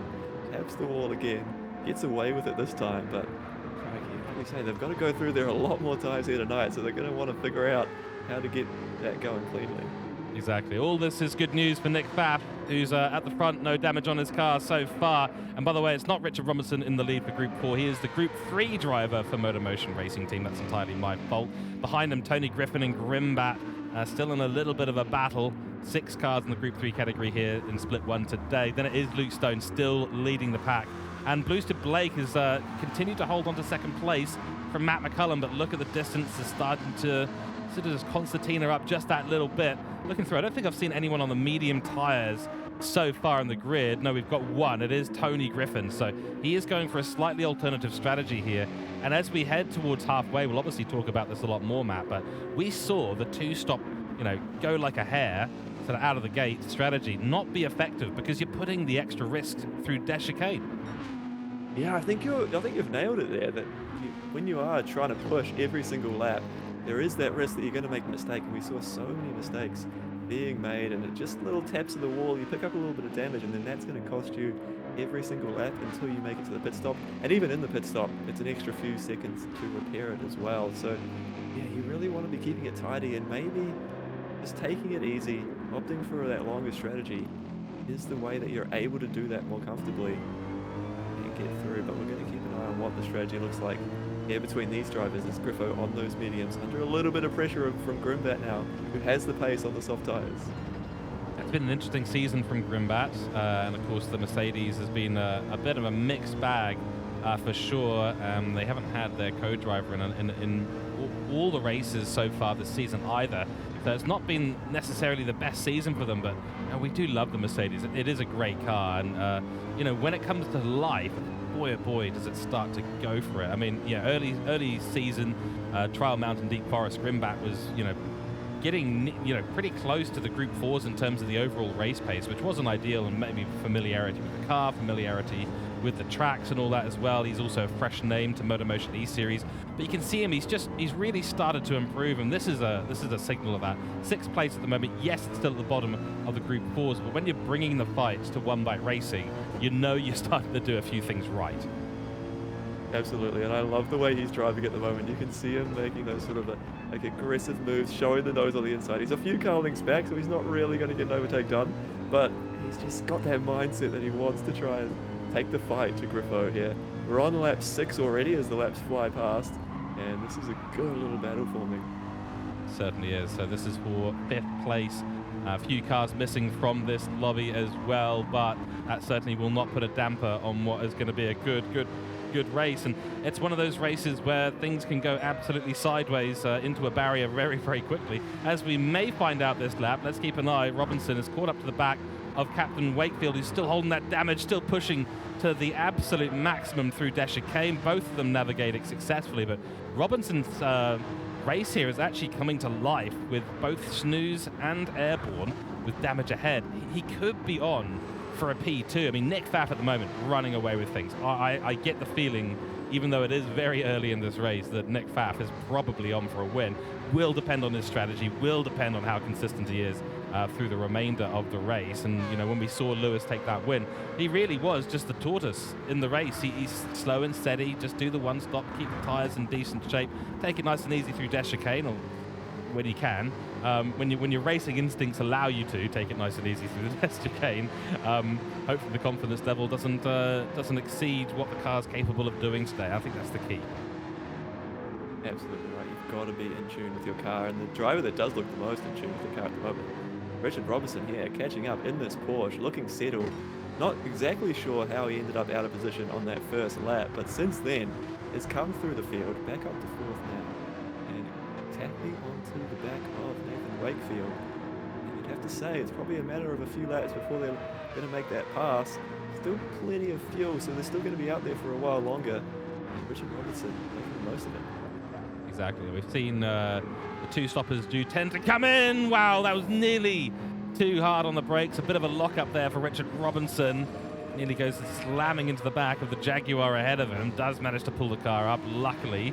That's a tricky braking zone down there at the end of the straight. Downhill, off camber, it's pretty nasty. This is the commentator's curse, I feel, at the moment. I might have to apologise for Airborne. I was hyping him up before the race, and then he made the mistake. Then we're talking up Robinson, and he goes and has that big lock-up. Lucky he didn't have a collision there, so he manages to fight on. But yeah, I think I've done some damage. I might try and stop making some comments. We just it's either fate or it is just pure dumb luck. We don't know what it is. That's why we call the commentator's curse a superstition. We don't believe in it here, but we do experience it rather more often than we'd like to. This is unfortunate, but we'll see. We'll see what happens. He did miss an apex when he was still talking. Let's see if he gets one here. Yeah, he does. So I don't know. Maybe there is some correlating data that we can start to accumulate there for you, Matt. I don't know. Maybe it's just that you had to experience death chicane so much in the last lap, the last race. Maybe some of that misfortune is being brought along here. I don't know. I don't know how that transmits digitally. Don't know what the binary sequence for that is. But lap 8, and yeah, look, these tyre life here for the Porsche is going to be the tricky thing for it to manage, but he's doing really well. Look at the even tyre life on that. So he is not pushing this car to its maximum. Yeah, and that, like we were talking about, that might be the way to do it. Just take it reasonably easy. Not take it easy, but you just take it at the edge off the aggression and keep those tyres looking tidy. Also avoid the barriers around the circuit as well, particularly in the gear chicane. Again, deep on the brakes. So I think that's just different of the car's abilities there. That Jaguar has to get on the brakes a little bit earlier. That might have been what caught out Robinson on the previous lap. He's tucked in behind now. He'll be looking at the car in front. He'll be taking note of things like that. Now, where he has an advantage to maybe get the overtake done when he does eventually catch up. Indeed, so through the waterfront section we go into the final corner. Another tricky corner to get absolutely right. Bit of a wider entrance there from Nathan Wakefield. Another missed apex from Robinson. So I think he's doing that on purpose. I think he is doing that in order to reduce the wear on those tires, just keep them within a certain range. And Andrew Scott from last week, when he was talking about it, he is known as the tire whisperer. And he was saying, look, once you get into a downward spiral, once you get past a certain heat threshold on these tires, they will run away with you, and suddenly you'll just burn through the tires like there's no tomorrow. And that causes massive problems, obviously, in the strategy execution. It causes problems on track. Suddenly you're having to adjust your braking zone, when you accelerate, how you accelerate, how much speed you take through an apex. So managing the tires in the series has become an absolute staple point, just as much as the fuel. Yeah, absolutely right. The tires and the fuel burning down. Of course, we start on 50%, but they don't have enough to make it to the end. Force their hand in terms of having to bring some strategy into it, because the tyre situation, you get to choose whichever racing tyres you would like. Most of them starting on the soft. That's a common trend in the season. Again, looking down at the Group 4s, we've got these guys on the softs as well. The fuel seems to be less of a factor in the Group 4 category. They're not, those engines not quite as powerful, not burning through it quite as aggressively as that's an aggressive line there from Matt McCullum, out all the way over the curb. We're talking about how different cars handle the curbs differently, and Matt McCullum leaning on his Lamborghini to ride that curb nicely. Again, on the exit all the way out to the white line. He's pushing, trying to catch up, and in the lead actually, so I didn't spot that. Matt McCullum in the lead of the Group 4s. Yeah, I don't know, we missed that. We missed that. Somewhere something has gone wrong for Luke Stone, or we've just been looking at the timing board wrong all this race, which hopefully we haven't been. Luke Stone is embroiled in a battle. Look at the tire life for that Chevrolet in Huncor B Sports. He's actually struggling a lot, and maybe that's why Matt McCullum was able to make the jump. Boosted Blake for Column Racing Team down the inside, and that is a textbook overtake. You love to see it. What a move. Boosted Blake We know he's a top driver. He's capable of such things. But I think we're seeing Luke Stone maybe struggling a little bit now on those tires. That Corvette chewing them up quite unevenly. He's dropping just a little bit, although he's got a good run here. He's going to try and get the position back. We'll stay tuned to this battle. As there we go, side by side into the final corner. There is the Corvette on the outside. McLaren down the inside has the preferred line and is just going to be able to tuck ahead. But now the run on the exit is where you can tuck into a little bit of slipstream, try and get through. If these guys keep battling, Dubzetto in behind is not far away either, so he's going to get amongst it. To decide here, we've got this little kink to the right. It's technically turn one, but of course you're flat out through here. And if you want the inside for this next left-hander, aggressive from the McLaren, does manage to hang on. It's close battling. And we see on board with Luke Stone just how much that tire, that front left tire in particular, is hurting at this point. And I think that's what's dropping him down a little bit. Yeah, look, the McLaren is not known for its top speed on the straights. It's not really able to get out of the corners particularly well, which is actually a little bit uncharacteristic for the McLarens. Usually they're quick out of the corners and but have a very much a reduced top speed compared to a lot of these cars. But usually fantastic through the sweepers. We should see him pull away just that little bit, able to hold on to a nice bit of apex speed with that MR setup. Nice weight balance throughout the entire car. And you can see, yeah, no real advantage for Luke Stone through that section, and that tire life is going to bite him massively. So that was very, very aggressive defending by Boosted Blake, but he was in the right to do that, I guess so, because he was on the inside line, does miss the apex there. So we shall see if he's able to get through Deschicane successfully.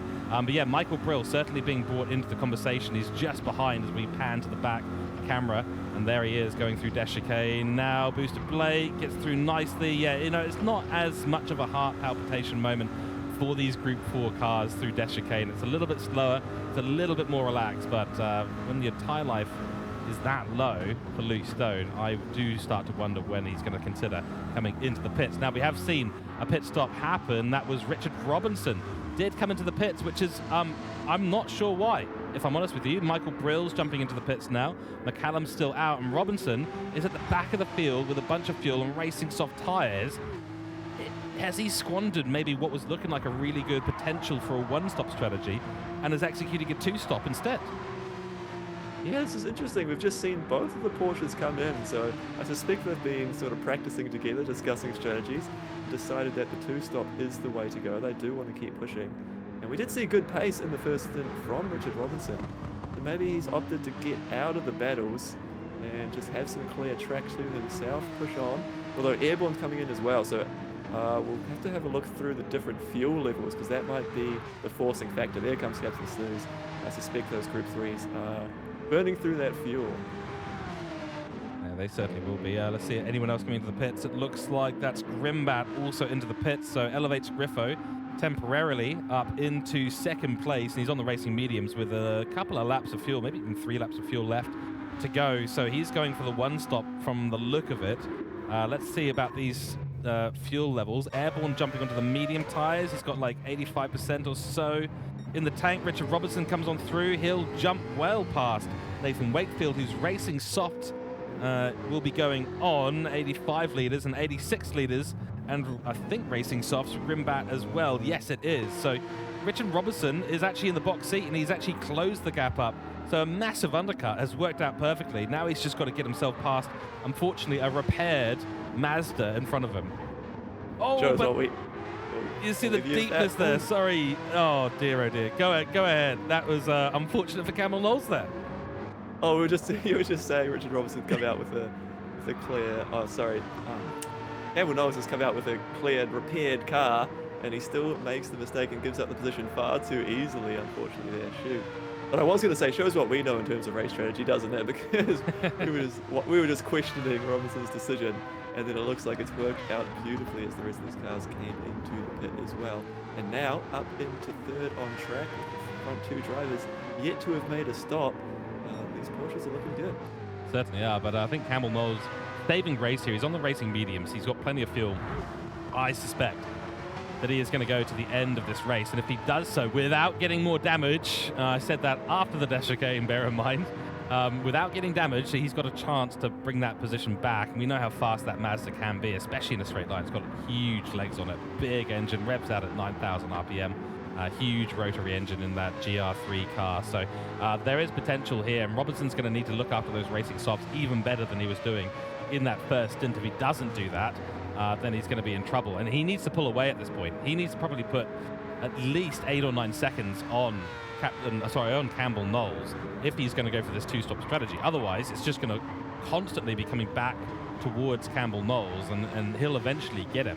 So this is going to be fascinating to see how these strategies start to pan out between them.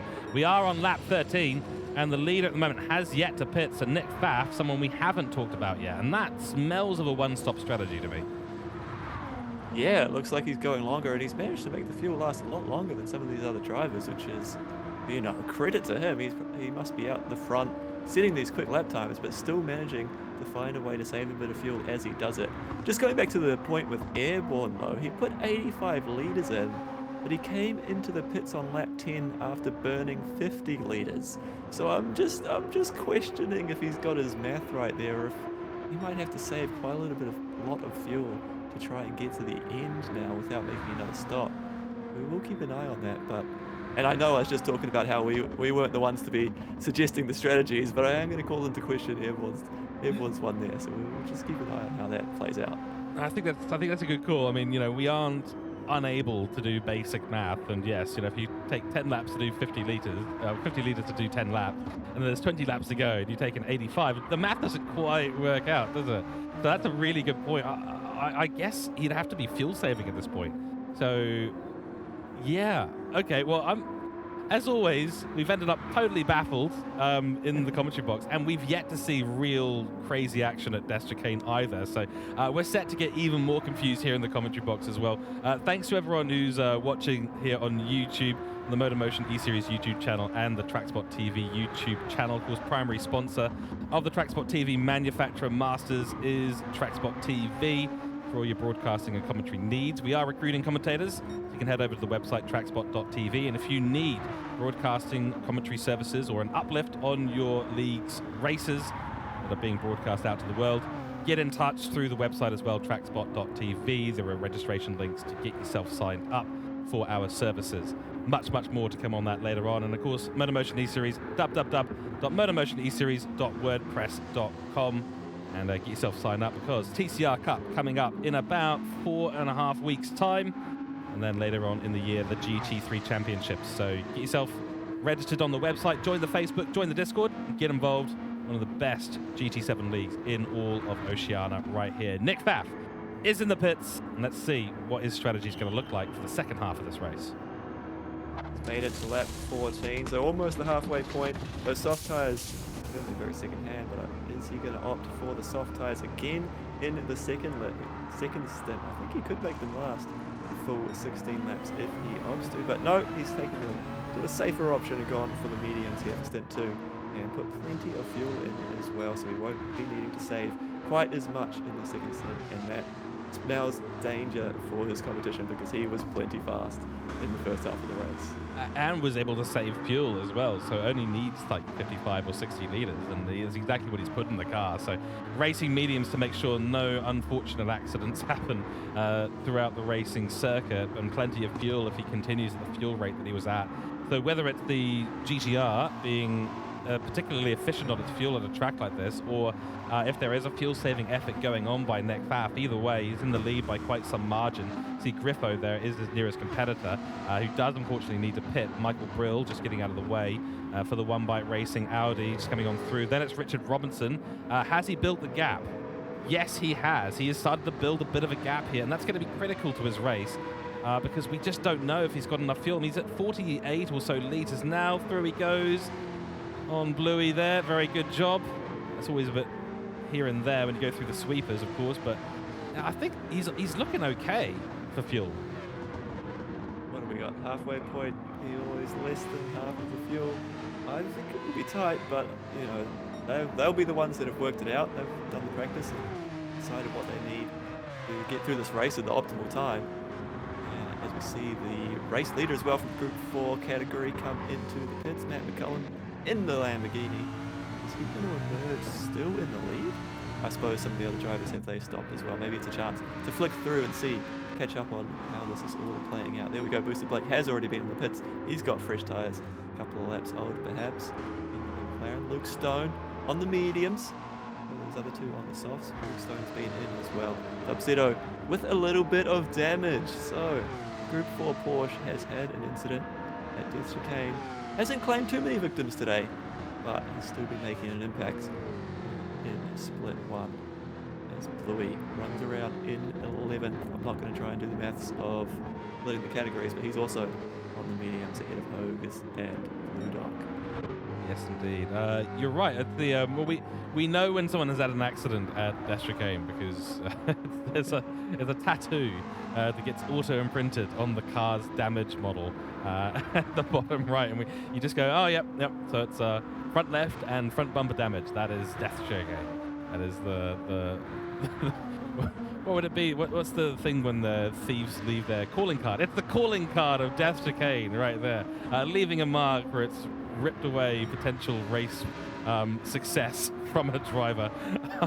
And I was saying earlier, you know, it is great fun for us to watch here, but I believe that a lot of drivers are very stressed when they go through that. So 30 laps worth of stress. Hospital bills to be made out to medical at MotorMotion E-Series.wordpress.com. That is not a real email address, but nonetheless, a pretty stressful place to go racing. You and me have both raced plenty here in a number of categories, and it is just difficult. Oh, absolutely right. I love this circuit, but when you're out on track and you're heading towards that Death Chicane, I always tense up a little bit more going in there. You know you need to be brave. There's time to be had. If you back off, it'll cost you those extra tenths that make a difference in close racing like this. So you need to commit to it, but it's so easy for it to go wrong, and it ends up becoming a big mistake when it does go wrong. Yeah, I think the worst experiences I've had at Dragontrail Seaside has been qualifying for daily races and the time trials, because you do the full lap, you get up to Death Chicane, you lose a couple of tenths, and that's it. Okay, now you got to restart it again, go through all of it. Oh, there's Camel Knowles going on through. Luke Stone, very, very close there, through the reverse Degners, as John Wright rightly pointed out. Always in the right, it seems. Nonetheless, there goes Captain Wakefield on through Luke Stone as well. I thought that was Bluey for a moment, was wondering what was going on, but not the case. But yeah, the time trials, man, when you get all the way through the lap, and then you go through Death Chicane, and you just back off that little bit too much, or go a little bit too hard. I don't know what the fine balance is there, but it's like balancing on a tripwire made of dental floss. Not an easy task, that's for sure. Only the world's most confident gymnasts can make it happen. This is not Cirque du Soleil. This is Gran Turismo 7. So we will probably see some more incidents as we head towards the latter half of this race, and the strategies start to evolve, and the tyres start to get into those worst states. But we have seen a lot of drivers jump onto the medium tyre, which I think is probably the right choice, especially in the second stint, especially when you start to get a little bit exhausted. One of those who's not doing that is Grimback. Got plenty of fuel on board, but racing softs that are already looking a little bit second-hand. That's right, and that will be tough to make it to the end. Oh no, sorry, I was just wincing as we were seeing the Death Chicane. Once again, every time they go through there, I just have a little moment. Like I say, even though I'm not in the car, I just tense up because it's so easy for it to go wrong. No, yeah, but we're seeing the strategy play out, and it's sort of the calm before the storm, I feel like we're reaching now. We're seeing these guys on different strategies. They've all made their first pit stops now. Some of them thinking about trying to get these tyres to last in the end, some of them pushing on and thinking they're going to come in for another stop there. Exactly right. Well, Matt McCullum certainly won't be needing to come in for a second stop. He's got a big lead over Booster Blake at the moment. So Matt McCullum for CP Motorsports really looking unchallenged, and this will elevate him massively in the Group 4 standings. We will get the updated standings after Split 2 has been completed before we end the stream. So we'll get an idea of how much further this gap has been extended by Matt McCullum today, and really heading into the final race at St. Croix is going to be an absolute joy for a number of drivers. I mean, Go from Midget had a bad day out today, but he's still clear on a lot of points, so he's going to have a real disaster in the final round to not make it through. Wince again as we see the Lamborghini fly on through Death Chicane and into the final corner now under the bridge, and exiting the waterfront section here at the Croatian destination, the fictional track that is Dragontrail Seaside. a real Lego brick setup of different corners from different race circuits, which does make it one of the more exciting places to go racing in Gran Turismo 7. I think I'd say that. He is being caught up now by Richard Robinson, who is currently P2 overall in this race, and through on goes the MotorMotion Racing Porsche. MotorMotion Racing has been an interesting call all the way throughout the season. It's a new team that's been entered specifically for this series by the MotorMotion E-Series admin team, picking up a couple of really good drivers on the roster. Michael Brill, a great new starter in this series as well, done incredibly well through the Group 4 category. And Richard Robinson, who's been a little bit sidelined, let's be honest. He's not been one of the showcase drivers in Group 3 category, but he's certainly been there the whole time. Yeah, one of the drivers that has the potential to pop up and get those great podium finishes on his good days. Richard Robinson actually has 2 third places. He was third last time out at Kyoto, and now looking to see if he can go one better. Dragontrail Seaside sitting in the 2nd position, and that Porsche looking strong. You'd have to say he's driven well so far here today. We continue to keep an eye on. No, now there he is. Richard Robinson out in 2nd. Not too far ahead of Airborne, so he needs to keep his wits about him. Can't afford to back off as we look through the dash chicane again. He's quite narrow on entry, but gets through there reasonably tiny. Yeah, something about the MR setup of the car. You can change direction very, very quickly in the car, and I wonder if that's maybe leading him to choose the more shallow entry line, because you really want to straight line it. Over that second part of the chicane, you want to be in a straight line. You kind of want to be neutral on the steering wheel. You don't want to be putting too many inputs in, because that's what can really unsettle the car. Absolutely right. It's about that second part of that chicane that's the tight part. And some of these shots really are great that we're getting here from Gran Turismo. As you see Airborne, look at him lurking in the background. He's keeping a watching brief, trying to chip away at this gap. And you definitely can't ride him out. He's doing well. He's going down to Captain Snooze. He's got a little bit of damage on the rear of the car. He might be another one that's been sliding. Oh dear, but the question is, whose calling card is that? Which calling card from which corner is that one? That probably is a death chicane one as well, because it is yet again the left side of the car. That's the side of the car that goes into the barrier at the exit of the death chicane. But this time it's the rear of the car. So what we saw with Camel Knowles in the early part of this race, the rear end kind of stepping out on him. And I guess maybe that's the nature of these FR cars. The FR cars probably have a harder time getting through there, but it always depends on how you're driving, you know, at the end of the day. If you miss your entry point, if you carry slightly too much speed, it's suddenly all over. Yeah, and that could be trouble if he is thinking about the one stop here and trying to get this car to the end. I really would prefer not to be carrying around a bit of damage for another 10 laps still left in this race. Oh, I do worry about his tyre life. I mean, he's pitted 5 laps ago, so he pitted at half race distance. And here we go. Hold your breath. Yep, that's okay this time. All right, exhale, and remember to breathe normally for the next minute. But yeah, he pitted at lap 15, and he's already gone through nearly half his tyre life, and he has damage now. So the tyres are in a bit of a downward spiral in terms of their temperature. 10 laps ago, he's actually choosing to pit, as is Richard Robinson. Okay, so there's the answers to the questions that we were asking a little bit early on. Is it going to be a 2-stop? Is it going to be a 1-stop? Well, both Captain Wakefield and Richard Robinson are going for a 2-stop strategy. They'll be quick at the end, and this is news for Airborne.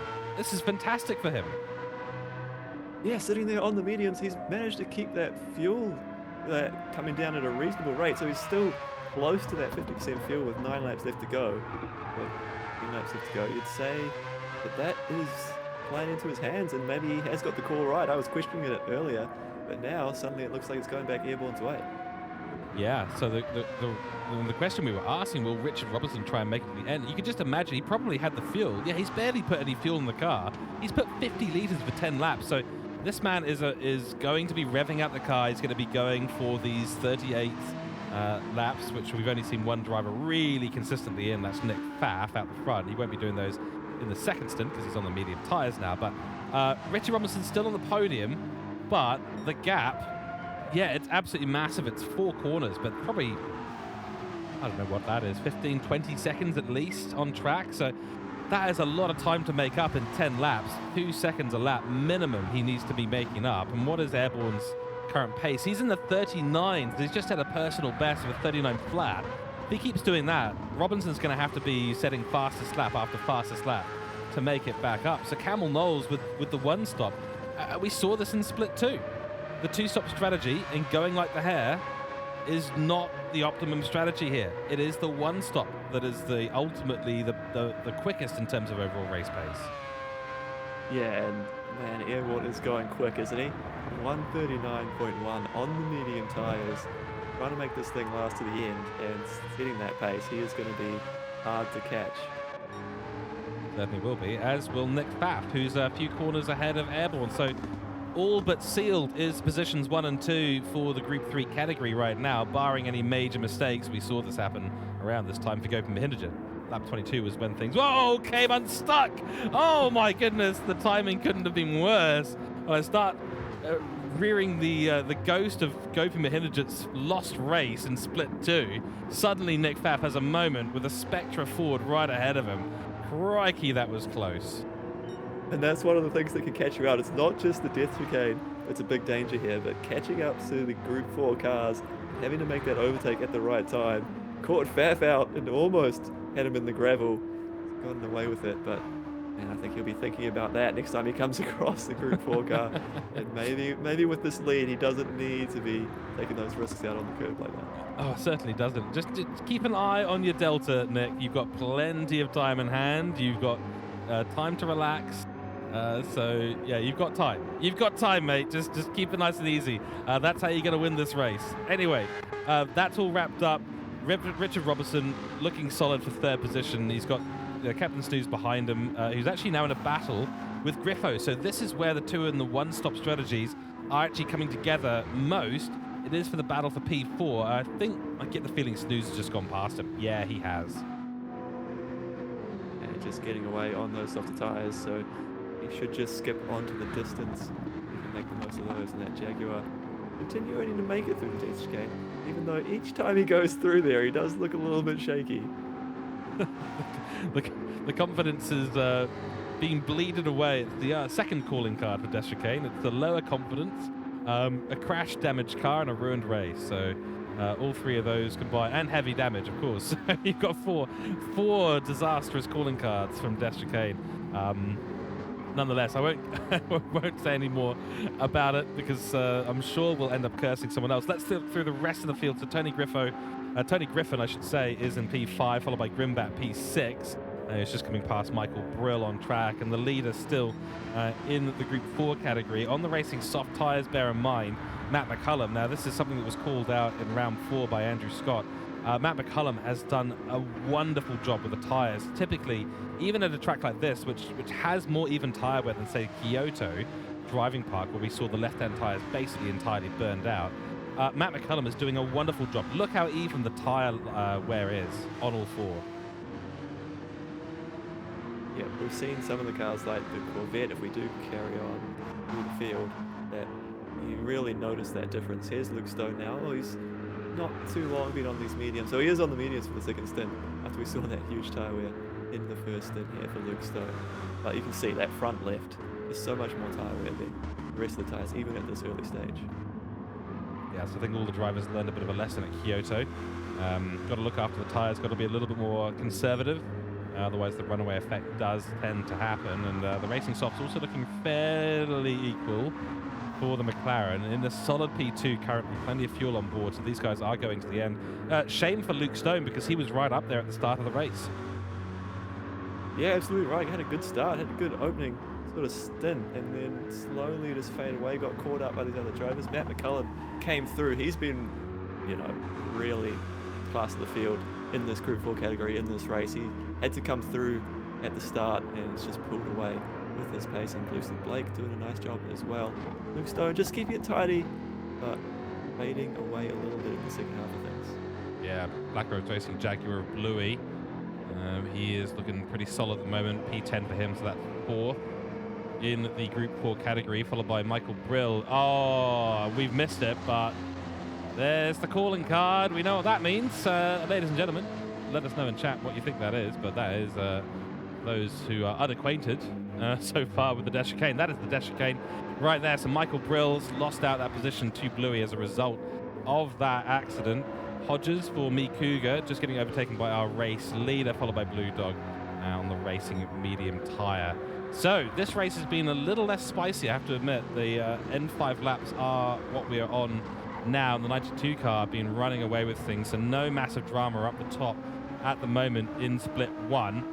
And this is on for a good finish for Astor Racing. They'll pick up a bunch of points here. Captain Snooze has just done the fastest lap. I don't think that is the fastest lap. I thought we saw a 38.6. Oh, it's a 38.5 for Captain Snooze. So that is why. It's a good lap from him. Decent pace out there. And yes, also a few drivers missing from split 1 today as well, which is unfortunate, but that is just the nature of it. So 5 laps to go in split 1 race, and that will conclude round 5 coverage today as we head towards the final race of the season at St. Croix. Should be another good bit of battling there. Some really good places for overtakes at that circuit. Fantastic bit of track, of course. And so far, we are in a situation where things are nice and cool on the track. We've just got to keep an eye on who's going through Deschicane at what point and when, as we flick on through the drivers. Once again, see if we can pick out any battles on track. There's really none at the moment, Matt. It's all kind of spread out. Yeah, it has just kind of opened up in this race, hasn't it? It's just one of those ones that gets away from us. But Nick Pfaff doing a superb job. They're battling in the opening couple of laps behind him. He just skipped away and hasn't looked back, has he? And it's sort of been a great story for him throughout the championship, really. He's claiming the points for a win here if he can continue it with 4 more laps to go. He will solidify his spot in 2nd place in the Group 3 championship, and of course be helping his team Astor Racing with the Nissans. They'll be jumping up the order as well with this great haul of points for the Nissans, as he is looking really strong and continuing to build on, heading into the final round. Maybe he can even challenge for the front if Gopi makes more mistakes. Well, that's it, isn't it? You know, Gopi makes one mistake here, 20 points, and someone gets the fastest lap and a race win can really change things up. I think the nearest competitor was on 51 points. So there is there's an opportunity still, but I think we are nearly at the point where we can say mathematically no one else can really challenge for that win. But, you know, with Gopi's result today, he's kind of opened it back up. Not on purpose, of course. He's the kind of man that prefers to take 100% of the points he can get throughout a season. He's not been able to do that through the Manufacturer Masters, unlike what we saw with Matt Donetti in the Carrera Cup, who took home maximum points. I mean, it was a complete sweep in the Carrera Cup for Matt Donetti. He's had a shocker in split 2. Did manage to get back up to the P3, I believe, so not too bad actually overall effort, but that first lap incident was absolutely wild. For split 2, we nearly saw a repeat. There were some close calls in split 1, but yeah, basically P2, P3, and they all went side by side into turns 3 and 4, which never ends well, and that didn't. No, yeah, you've got to keep the long term of the race in mind when you head into turn 1, don't you? You can easily lose the race in turn 1. You can't win it there, and that's what we found out. And just talking about the Carrera Cup, it really shows the class of the field that we have here at Manufacturer Masters. The fact that Matt Donetti was able to dominate that Carrera Cup season, just absolutely, you know, he won every race, didn't he? It was a clean sweep. And then he comes here into Manufacturer Masters, and there's at least 6 different drivers that are taking the challenge to him and able to finish ahead on different occasions. So just an awesome championship that we have in Manufacturer Masters, and an awesome lineup of drivers that we get to watch each week. Exactly. Another fastest lap for Nathan Wakefield. We're on board with him because he's on a charge at the moment. But yeah, to echo the point there, I mean, the Carrera Cup is designed as an entry-level event to get drivers into the series. It's for the teams, you don't need an RCA level with MotorMotion E-Series to enter it, so it's a good way to build your profile as a new team as well. So for those people out there who would like to run a new team, who would like to get involved in league racing, run a team, get drivers under your wing, go training practice, do the engineering side of it, it's an exciting way to get involved in the series. And then of course that RCA then is something you build up over periods of time with good performance and respectful driving with your drivers, and you get yourself a higher RCA level. It allows you to enter into series like the Manufacturer Masters, like the TCR Cup, like the GT3 Champs at the end of the year. Of course, only the top teams with the top RCA levels can get into that final GT3 Champs event. That is the big premier event of MotorMotion E-Series, 10-week series as well. So long series, lots of battling, great point structure, fantastic races, and all Group 3s. So you get a 16 grid field of Group 3s absolutely going at it. I'm so looking forward to that again. And of course, TCR Cup coming up in about 4.5 weeks or so. We'll be broadcasting that one as well. So 10 weeks for that series too. Not quite the premiere series, but from Gridline Racing Scotty's point of view, it's his absolute baby. He is the one who is the admin at MotorMotion E-Series, who is managing that. So you'll see a bit more information come up on the website and on the Facebook soon. So get yourself ready, because the driver registrations, the team registrations for that are going to be opening up rather soon. I believe a new sponsor has been sorted out for TCR Cup as well. Decent driving there from Captain Wakefield, also known as Nathan Snooze or Nathan Wakefield, or sometimes Captain Snooze as well. We know he is the man that fell asleep at St. Croix B, so we are waiting to see next round if he does that again. Yeah, another exciting race. I'm loving that we're seeing all the Gran Turismo original circuits in this series. So St. Croix B, another one we're going to do next week. It's a good place to see some racing action. Although, yeah, I wouldn't have called it like a snooze kind of track, but Captain Snooze managed to achieve it. He's not snoozing at the moment though. He's in fastest laps. He is absolutely flying. It was really cool to see that onboard for most of that lap there, where he is just nailing those apexes, looking really tidy. I wonder just, is he going to have enough time to have a go at Robinson? I'm not so sure. I don't think he's going to catch up enough, to be honest. Yeah, I think he's too far behind at this stage, and yeah, the damage obviously cost him. He's gone for the slower one-stop strategy, so I guess it also depends on where you are in the field. I mean, it's worked out beautifully for Airborne, but he was already at the top of the field, and with Nick Pfaff also executing the one-stop, they've also both been able to be very, very quick on those medium tyres. I mean, they're setting 39s on the mediums. There's some drivers out here not able to set 39s consistently on the soft tyres. So, you know, the medium tyre obviously working for some cars better than others. Yeah, I think there's, 8 drivers who would absolutely kill for a 39. Currently sitting in the 46s. All these Group 4 cars a little bit slower than the Group 3s, and still putting on a nice fight of their own. But now's the point in the race where maybe they're just trying to get to the end on these worn-out tyres. I'm just looking at Boosted Blake's tyres as he heads through the ditch chicane. He might just be taking it a little bit easier this lap, as they'll be sliding around more and more as that red increases. That is really terrifying. I mean, yeah, those red tyres are awful. Luke Stone is not actually that far back from Boosted Blake, so there is potentially opportunity here. We're going to be on the fastest lap, the final lap, I should say, in a matter of corners, so there may not be the opportunity there for him. But yeah, Boosted Blake and Matt McCullum going for the long run on the softs, which has worked out nicely in terms of the one-stop strategy, but I think they would have been a little bit more comfortable on the racing medium like Luke Stone did, and it wouldn't really have cost them any time either. But so you've got to just do that risk-reward calculation. They thought it was worth the risk of going onto the softs for a number of laps, and there we go. Our leader in Group 4 is on his final lap, or he may not actually be, because it doesn't say final lap, so he may have to do an additional lap, I think. Yes, because he is ahead of Nick Pfaff, and Nick Pfaff is on the final lap. So until Pfaff, of course, comes across the line, no one else can finish. So that will mean that Matt McCullum will have to go and do a bit of a victory lap. But 30 laps, and that is it. It's going to be Nick Pfaff on top. He's run it right to the edge of fuel.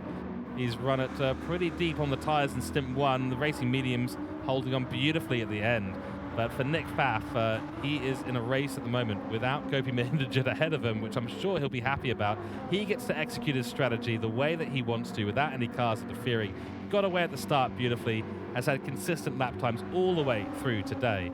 And those points are going to be absolutely brilliant for him and Astra Racing. It sure has been a dominant performance from Nick Pfaff, hasn't it?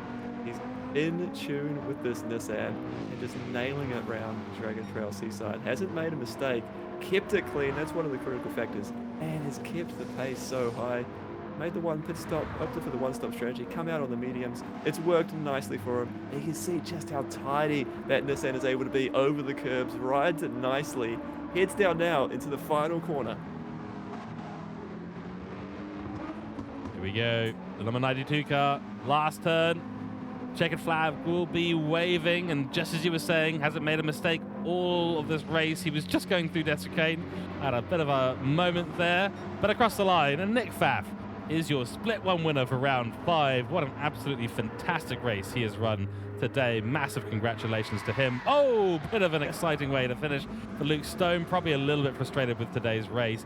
Airborne across the line, of course, in P2. It'll be Richard Robinson across the line next, and then Matt McCullum on his glorious victory lap at the moment. Super consistent on the lap times, done well on the tyre life, executed the strategy perfectly today.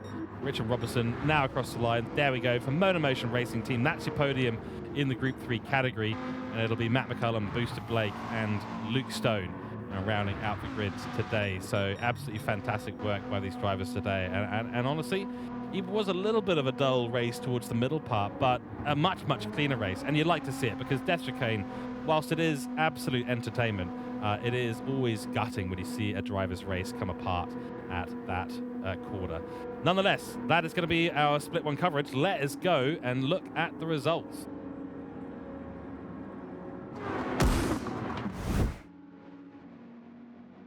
So there we are, Split 1, Group 3. Nick Pfaff on top, fastest lap, turns out. They must have set that a little bit earlier on. I think that might be a little bit of a mistake. I thought we saw Nathan Wakefield take the fastest lap. Anyway, so we got bonus points for pole position, I believe. 2 extra You're points. absolutely right. Starting on pole. You are absolutely right. Thank you. This is why we have Matt Smith in the commentary box, ladies and gentlemen, because he can do math, and turns out I can't.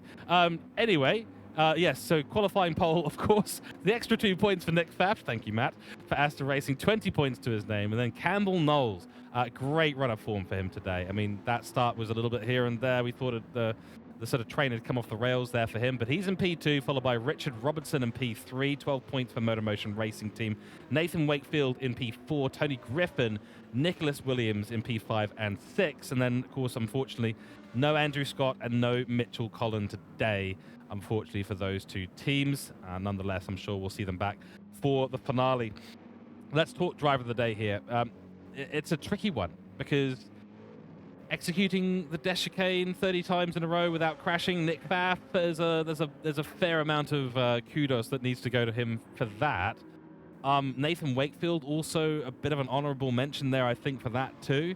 It's a really tricky one. I mean, I think by default, I'm going to make you do the hard decision. I'm gonna put my vote on Nick Pfaff. How about you? No, it is really tricky, isn't it? Nick Pfaff obviously drove a superb race out in front there. I want to give credit to Campbell Knowles as well. He didn't quite have the start, but we talked about the previous split, how you can lose the whole race at the start. You can't win it, but you can lose it. I think he had kind of a smart mindset. He didn't fight the positions where he didn't need to, and he just used his pace later in the race to come back and still claim second position. So I think probably he might be my driver of the day, but even Richard Robinson, you know, superb race there as well, finishing up in third. Yeah, that's right. Richard Robinson came from further down the field as well. So we're really mixed here for Split 1 chat. Those watching on YouTube, do let us know. Help us break the deadlock that is the driver of the day for Group 3 in Split 1.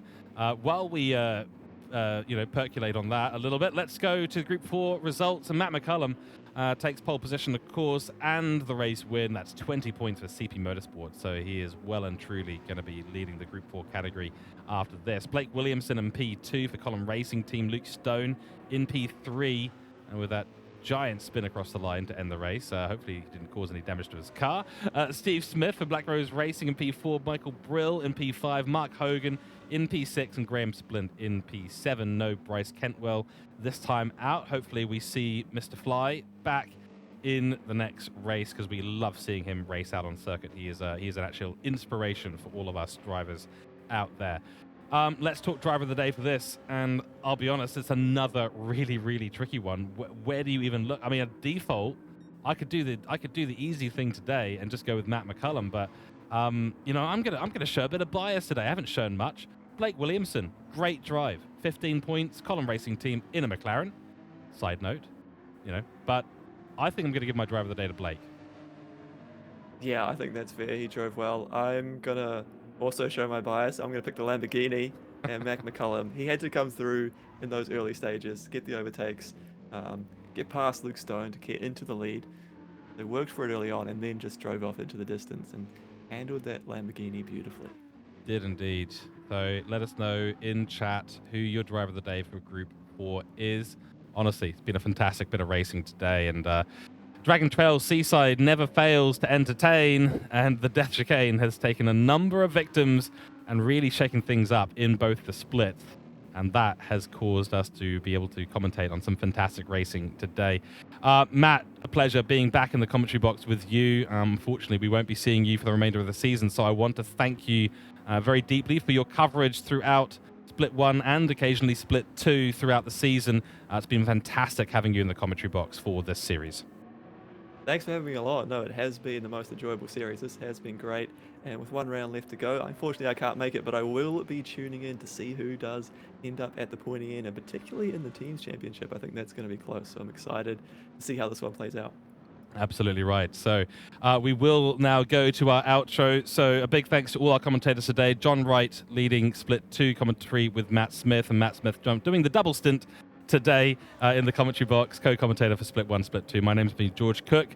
We're going to head to the outro now. Big thanks to you all. Remember to subscribe on the YouTube channels, get involved on the MotorMotion E-Series WordPress site, and of course our primary sponsor, TrackSpotTV. We'll see you over in the outro. Well, here we go.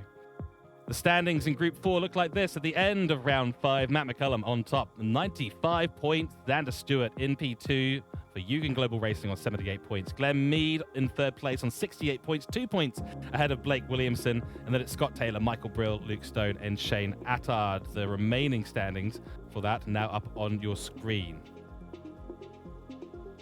Then over in the Group 3 category, Gopi Mahinderjit on 94 points. He is escaping at the top of the field. Nick Pfaff in P2 with a great win to his name in Split 1 today. 76 points for Astor Racing and Nick Pfaff. Then it's Lewis Atkinson in the Chevrolet for Hooncorp Esports with 70 points. Mark Hasseldine, 66 points to his name, followed by Matt Donetti in 5th, Nathan Wakefield in 6th, Richard Robinson in 7th, and Campbell Knowles in 8th. Here's the bottom of the standings, 9th through to 16th for Group 3. Now taking a look at the team standings, and Ferrari still on top with 158 points, and they are 28 points clear of Chevrolet and Hooncorp Esports, who are doing well in this series, but will they have enough to catch up? Only one round to go. Lamborghini and CP Motorsports 1 point behind them in 3rd place, and then it's Nissan's Astor Racing in 4th, 2 points behind them, and equal points to Yugen Global, who've made, unfortunately, a bit of a tumble down the standings. Still in it, though, because only 3 points separate the teams from 2nd to 5th. Then it's Porsche, MotorMotion Racing Team, Audi, One Bike Racing, and Hasselone Motorsport, the bottom 3 teams. And what a fantastic season and series this has been. We're going to check out the bottoms of the standings here. Jaguar, that's Black Rose Racing, Column Racing Team, Lightning Motorsport, Me Cougar, Spectra, Rusty Nuts, Team Capital, and Sparrow, your top 16 teams. It's been a fantastic season and series, and the penultimate race, round 5, now all but done. So we look forward, of course, to round 6 at St. Croix. Join us here, same place, same time in a week, where we have the final round at St. Croix. We're going to see who will be the master of the manufacturers. Until then, have a great rest of your weekend and week. We'll see you, of course, next time.